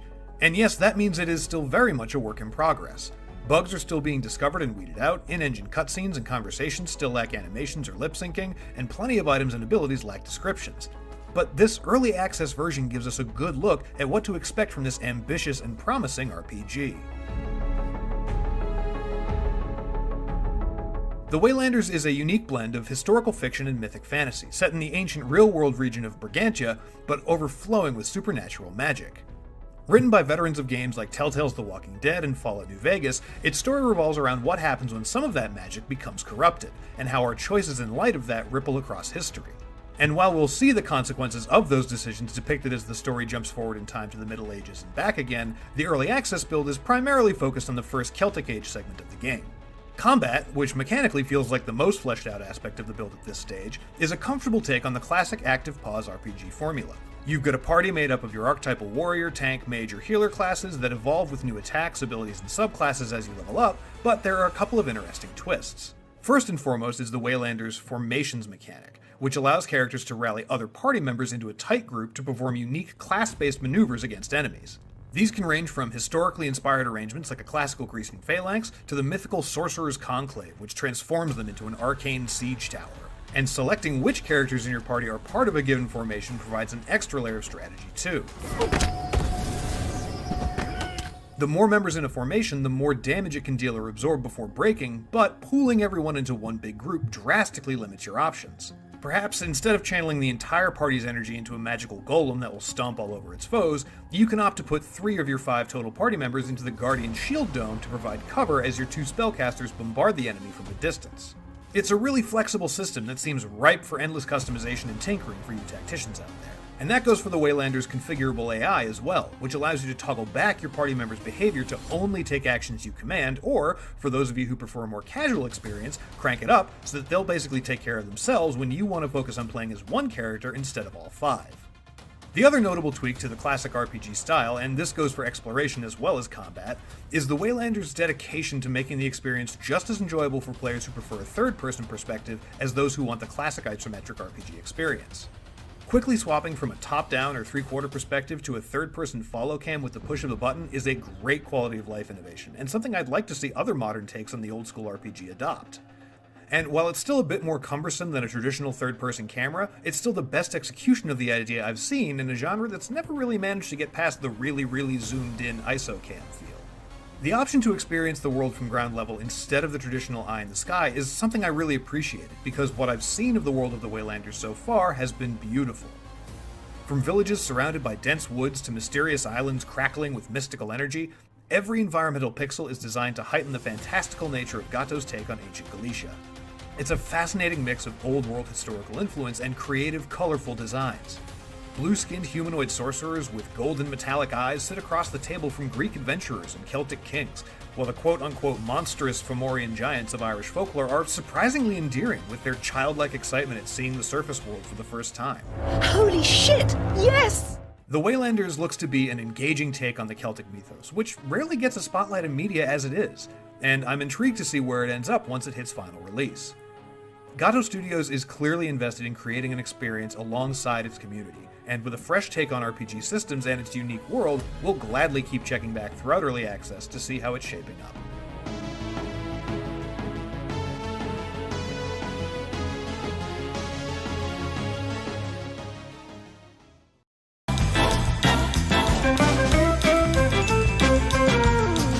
Up next on Check Out This Game, we're giving you an early look at The Riftbreaker, a wild mix of an action RPG, an RTS-style base builder, and a tower defense game. Take a look at some exclusive gameplay from its fiery lava environment.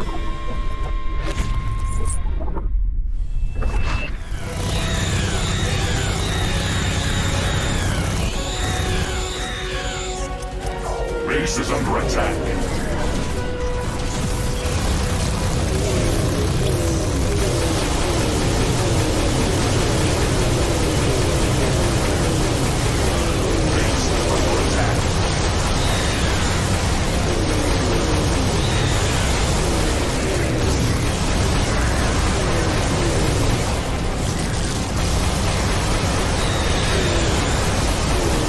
Under attack.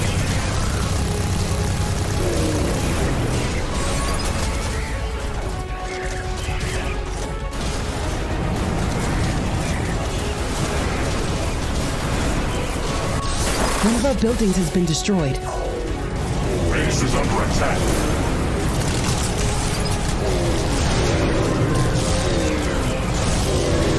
Wall destroyed. Base is under attack. A new technology has been developed. New details are available for crafting. One of our buildings is being destroyed. One of our walls is being destroyed. Base is under attack. Like what you see? Then head on over to IGN.com or YouTube.com/IGN to watch the full extended version of this gameplay. Wall destroyed. Base is under attack.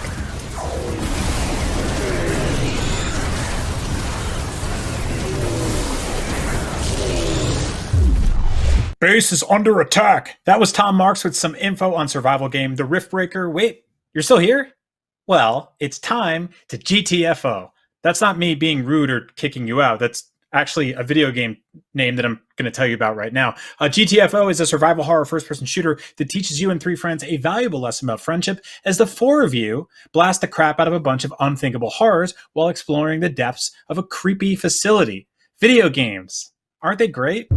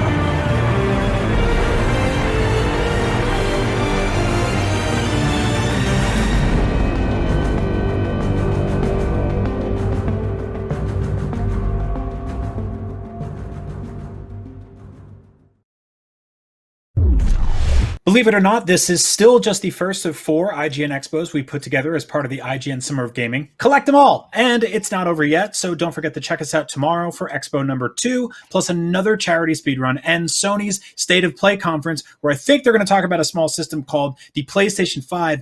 Finally! That would be nice. And don't forget, all summer long, IGN is asking you to give to the World Health Organization and Bail Project charities. The World Health Organization's COVID-19 Response Fund is dedicated to studying, tracking, and combating the coronavirus pandemic. Maybe you've heard of it. The Bail Project is a nonprofit that pays bail for people in need, reuniting families, and restoring the presumption of innocence. Both good causes. Not only that, but by donating, you'll have a chance to win codes for games like Resident Evil 3 and swag from companies like Bethesda, so be sure to check out the donation links in the descriptions of your video player or go to donate.ign.com for more information on how and where to give. And now, the moment we've all been waiting for, we are exploring Mortal Shell, the debut game from Cold Symmetry. This is an action RPG with tense, deliberate combat and punishing enemies set in a terrifying hellscape for players to explore at their own risk. We've got an exclusive trailer followed by your first look at gameplay, complete with developer commentary. And if you like Souls-like games as much as we do, you will not want to miss this. I do.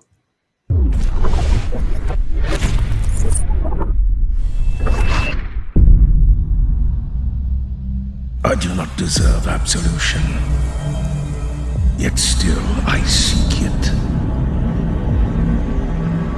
You must find his name.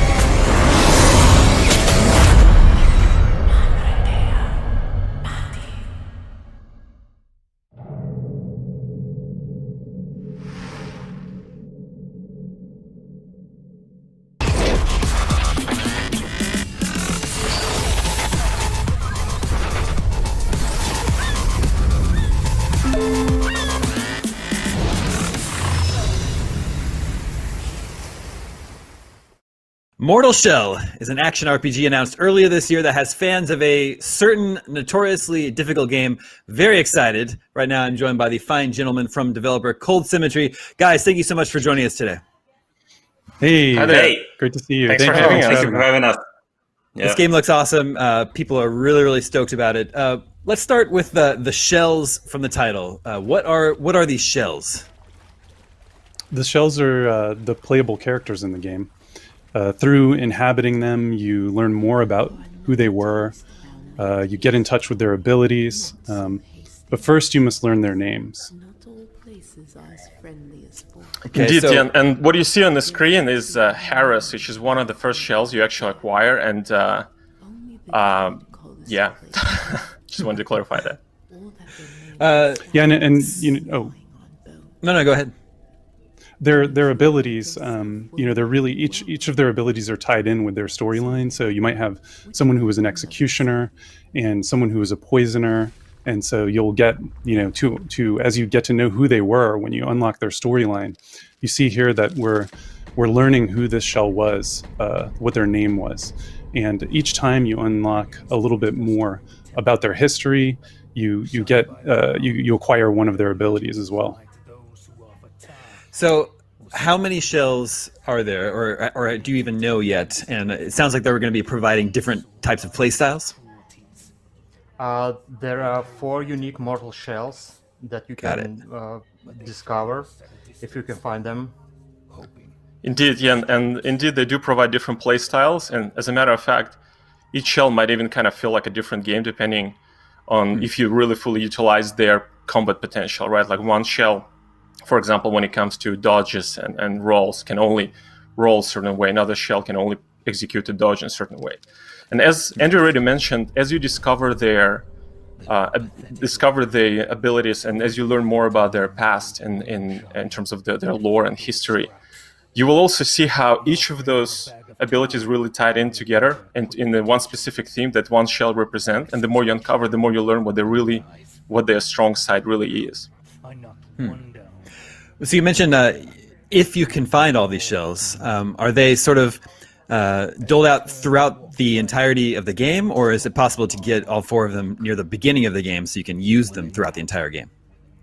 They're hidden throughout the world. It is close to the beginning, so that you can so that you'll be able to kind of choose one which suits your playstyle the best fairly early on, but you will have to kind of scour that initial area for them. Gotcha. Now, in the announcement trailer that was released earlier this year, it looks like there was a scene where we saw the player get knocked out of a shell. Is that something that can happen during combat? Yeah, that's what happens when your HP reaches 0. You get knocked out of your shell. You're put into this more vulnerable state. It can kind of have tactical advantages, but the big disadvantage is that you only have 1 HP when you're in that state. So you have to be super careful. Yeah, you can get back into the shell a limited number of times, but yeah, you've got to really manage your HP, manage your stamina, and kind of explore all the tactics there. But if you're really hardcore, you can actually even like play through the game without any shells at all. Like if you really want a challenge, so that's always an option. Yeah, in fact, there's like a secret spot that we hope one of those more hardcore players who really want the challenge to find, where you like sort of officially within the game's lore, obviously, you renounce the bonding with all the shells. It even changes your skin, and it kind of like, all right, it's on now. You're gonna live in the age, baby.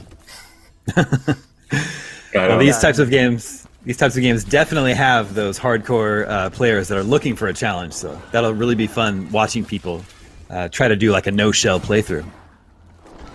Sure, yeah. Yeah. So you're being upfront that this is a Souls-like game. What made you decide to make this kind of game? I mean, I guess for us it was never even a question what type of game we want to do, because we all are fans of these games. We enjoy playing them. We love the meaning and the philosophy that they have inside. So we just wanted to do something that we would play ourselves, and hopefully other people will enjoy too. I mean, the first time I went over to Vitali's house, he had this LED screen on his fridge that was, I'm going there, which was rotating the armor sets, rotating the armor sets from Dark Souls 3, like it was pictures of his pets or his kids or something, and then right after that, we had a 2.5-hour conversation about debating the merits of nihilism. Oh wow! Yeah, very, very true. I have to admit, I had a face like that, and I guess like the first experience of playing a Dark Souls game was really, in a way, like a life changing for me. Not just because those are fun games, but really the sense of like the overcoming sort of your internal struggle, the journey that you go through, and how sort of like character strengthening those experiences are. So in a way, what really happened for us also as a studio, we really bonded also over this shared passion, and we became real life friends as well. And everybody finds something their own on those kind of games, and now it's a genre that is here to stay, and we thought we have something to say in this realm as well. And we really think those kind of genres, just more than that, just a game, they're good for you. So which of the Souls games were the biggest inspiration for you? I'd say it's probably different for each and every of us. Like we have a broad selections of games we like in Souls-like genre, but like for me personally, I really love the really old one called Blade of Darkness. It's maybe like 20 years old even, or even more. But it looks like the game you start with when you first try Souls-like is your favorite normally for people, at least among us. So yeah. It's like the Souls before Souls, right? Sure. Yeah, like before the term was even coined, right? Like the first original Souls-like. And I think for some of us, I think Dmitry, did you set, what other games you said, like even before the Dark Souls? Yeah, we were passionate for dark fantasy art style games, different melee combat games like Blades of Darkness for sure, and it was even Golden Axe and Quake 1. It's not a melee combat, but it's still a good it's a pretty deep mood and a style, so I was really inspired of that games. Yeah, and for like sure I like I mentioned Quake because like it's clearly not a Souls-like, but some of the ideas in terms of the atmosphere and like the world building elements, in terms of like the brutal atmosphere, what it brings to, it definitely was an inspiration. Another thing was probably worth mentioning when it kind of going back to sort of why we decided is also that there's some elements in the original Souls-like, like the first Dark Souls and Demon Souls that we really like, that they're kind of like not really being sort of left forgotten today when it comes to like level design and some of the other elements that we thought it'd be really cool to take those ideas and evolve them into something new, something that we were passionate about and felt confident that we can evolve on that formula and bring something new to the table. So tell us about the world of Mortal Shell. What is this place? What happened here? And what is the player trying to accomplish? Well, what exactly happened and what the players tried to accomplish, we're gonna try not to spoil things just yet. Sure. But generally, we can say that the player's gonna find themselves in this world that was tarnished and by this influence of the so-called, like, well, we call it internally, we're in a funny way referring to the juice, is this substance that has almost like magical kind of like abilities that is created and produced within the sacred glands of this godlike creature they revered, the sacred nectar. And this sacred nectar is pretty much the sort of the root of all conflict in the world, is the main currency that the player is going to use to fully develop the combat abilities of their shell, but it's also what other players, other NPCs and enemies also seek in the game. But in general, like speaking, if we baseline it, in the game, everybody is basically searching for a meaning, and not only you as a player, but also like other NPCs or other like creatures that populate the world. They're all in search for meaning, and some of them find it, some of them don't. But it's all about that, basically. What can you tell us about this enemy that we're seeing in combat right here? Well, in general, when it comes to enemies, we try to approach it in a way where every enemy has something about them, something special about them, and one kind of important kind of a pillar design hook idea, right? And also, obviously, has to be integrated in the level within. Like maybe about this particular fella, who's quite mean, and maybe Dmitry can tell us more about this guy. Oh yeah, it was fun to make a design for this one. We have a few different versions before we hit the style, but the main idea that we had in mind is like we want to create something a wild, crazy beast, something like a huge, hungry bear on steroids. So. Yeah, because it's rare when you see a very well balanced combination of both power, like raw power, and fat and speed. And it's hard to get those things right. And, like maybe Anton can talk more about the animation side of things and combat there for this guy. Yeah, because that was like part of the creation of the creatures too. Like we don't have any motion capture animation in game, so everything is keyframed, and we were trying to really focus and put like exaggerations and accents in the right moment to make the combat flow in the right way. And same not only for enemies but for player too. So it fits together by the end like Lego pieces, but like we've been tweaking timings a lot, like frame by frame, to make sure it works. So how big and how open is this world? The world is, taking the studio size, we knew from the start that we have to focus on the quality rather than the quantity. So we can call it a fairly compact experience, but when I say compact, I still mean it's like deep enough to get lost in, and it's interesting enough to get lost in. And we have a lot of storytelling elements and pieces throughout the world, a lot of interesting places to explore where you can find some bits of story that, like, after that you can connect the dot together and figure out what exactly is happening in the area that you're in. And the entire experience takes around 20 hours. I think that, we tried to keep every moment meaningful. Like, we're not going to send you around on quests trying to farm rats, right? Like we want, we don't really even tell you what to do. It's kind of up to you. And there's a lot to explore. Vitaly mentioned the roots of like earlier Souls titles, like Dark Souls 1, where we don't give you fast travel right away, right? So you've definitely got no mini map. So you're having to constantly memorize where you are in the environment, and as a result, you get to know it super well. That's right. And when it the comes structure, to, go ahead. Yeah. I mean, I just want to say that the structure, like the way we build it, is like we have one big open area, and then the levels that connect to it, and you can choose where to go in any order. It doesn't matter, but we try to make it in a way that it always feels like an adventure, like a journey, where you have to commit before you go somewhere in some new area. It might be tricky for you, like you might find it difficult, so you might want to get back and like rebalance, like maybe choose another shell, pick another weapon and try with that.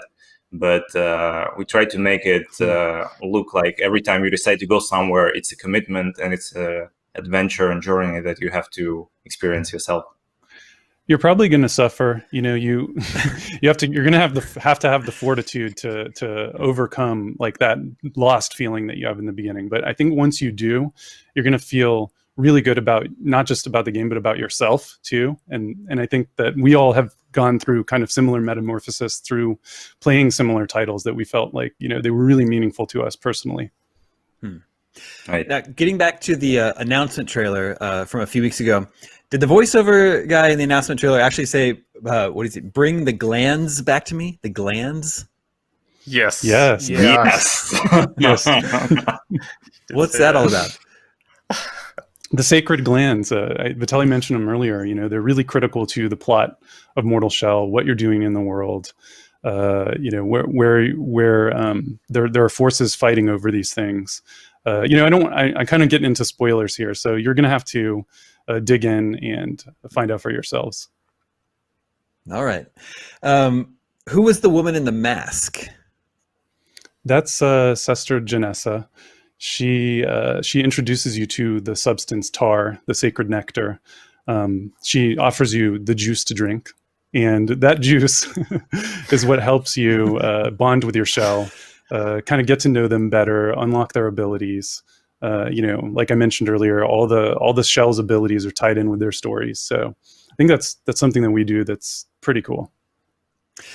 So what's the current release plan for Mortal Shell? Do you have a release window that you're targeting? So we've announced Q3. There'll be more info coming on that soon. Okay. Yeah, we're excited to share that with you when it's time. Well, you guys, Mortal Shell is looking awesome. I know our audience is super excited for it. Before we go, real quick, I believe you have a special announcement for the fans that you can make? Yeah, we'll be starting the beta on July 3rd, and you'll be playing the Crypt of Martyrs. Come and join us in the Discord and see what it's all about. Very cool. Yep. What platform will the beta be on? It'll be on PC. Excellent.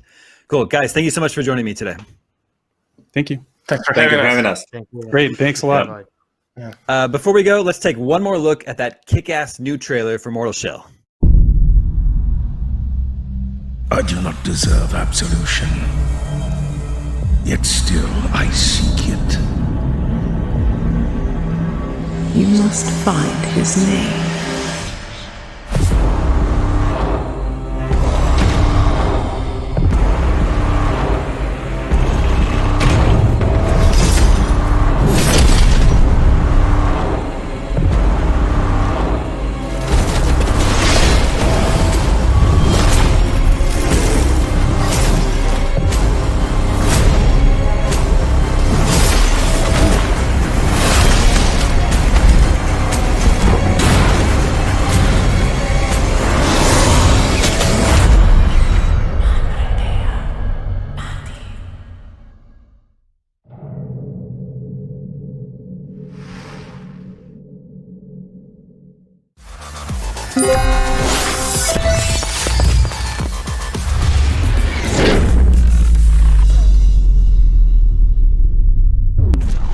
Well, holy moly, Mortal Shell looks frickin' awesome.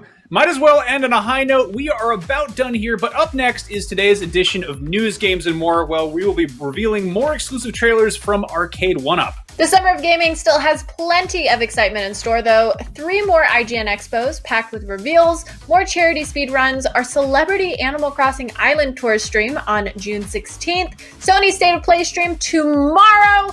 Just so much stuff. So visit IGN.com to check out the full schedule, and for even more Summer of Gaming goodness, I love me some gaming goodness, download the TikTok app, follow IGN, and check out the hashtag IGN Summer of Gaming, where you can watch along with live events and submit your own Summer of Gaming moments, reactions, and plays. Plus, donate, TikTok, watch, get your Summer of Gaming on however you want to. We asked you to do so many things, and I hope you're not too tired, but just try and do some of them. We recommend drawing the blinds first and just having a great week. There it is.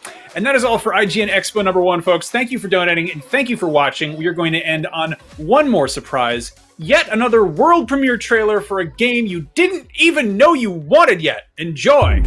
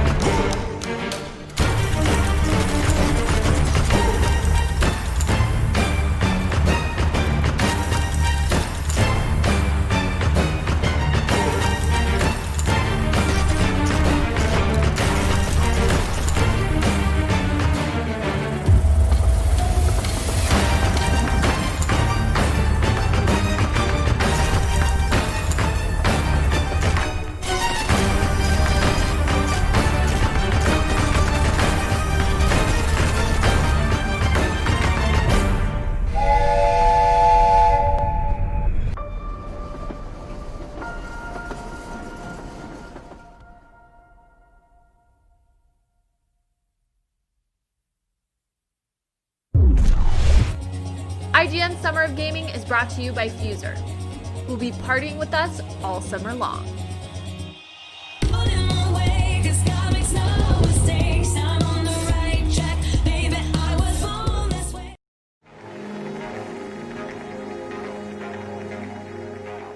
Everybody loves watching a speedrun of their favorite game.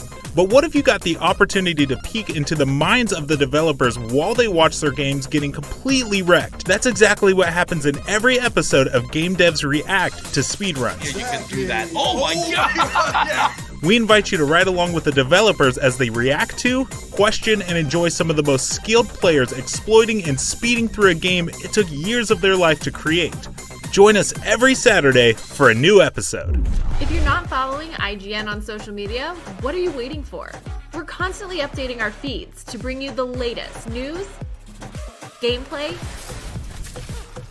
custom original content, the best user-generated videos and art, memes, and a whole lot more. Be part of the conversation throughout the year. Follow IGN on Instagram, Twitter, Facebook, TikTok, and Snapchat. The next generation of video gaming is on the horizon, and IGN is here to bring you the latest PlayStation 5 and Xbox Series X news and analysis in our new weekly show, Next Gen Console Watch 2020. We'll bring on the experts to discuss and analyze all the latest developments around these new consoles. From frame rates, services, features, peripherals, and even all the new tech jargon, Next Gen Console Watch 2020 will keep you up to speed on everything leading up to the next generation of gaming. Join us every Friday for a new episode. News, Games, and More is IGN's live news show every day of the week that covers all the day's news about games, movies, comics, and of course more. This is our daily live show that takes a rotating cast of IGN talent, going over all the latest news of the day while taking live questions and comments from chat. We're live every Monday through Friday at 4 p.m. Pacific, 7 p.m. Eastern, and you can find us on mixer.com/IGN, youtube.com/IGN, and twitch.tv/IGN. See you there.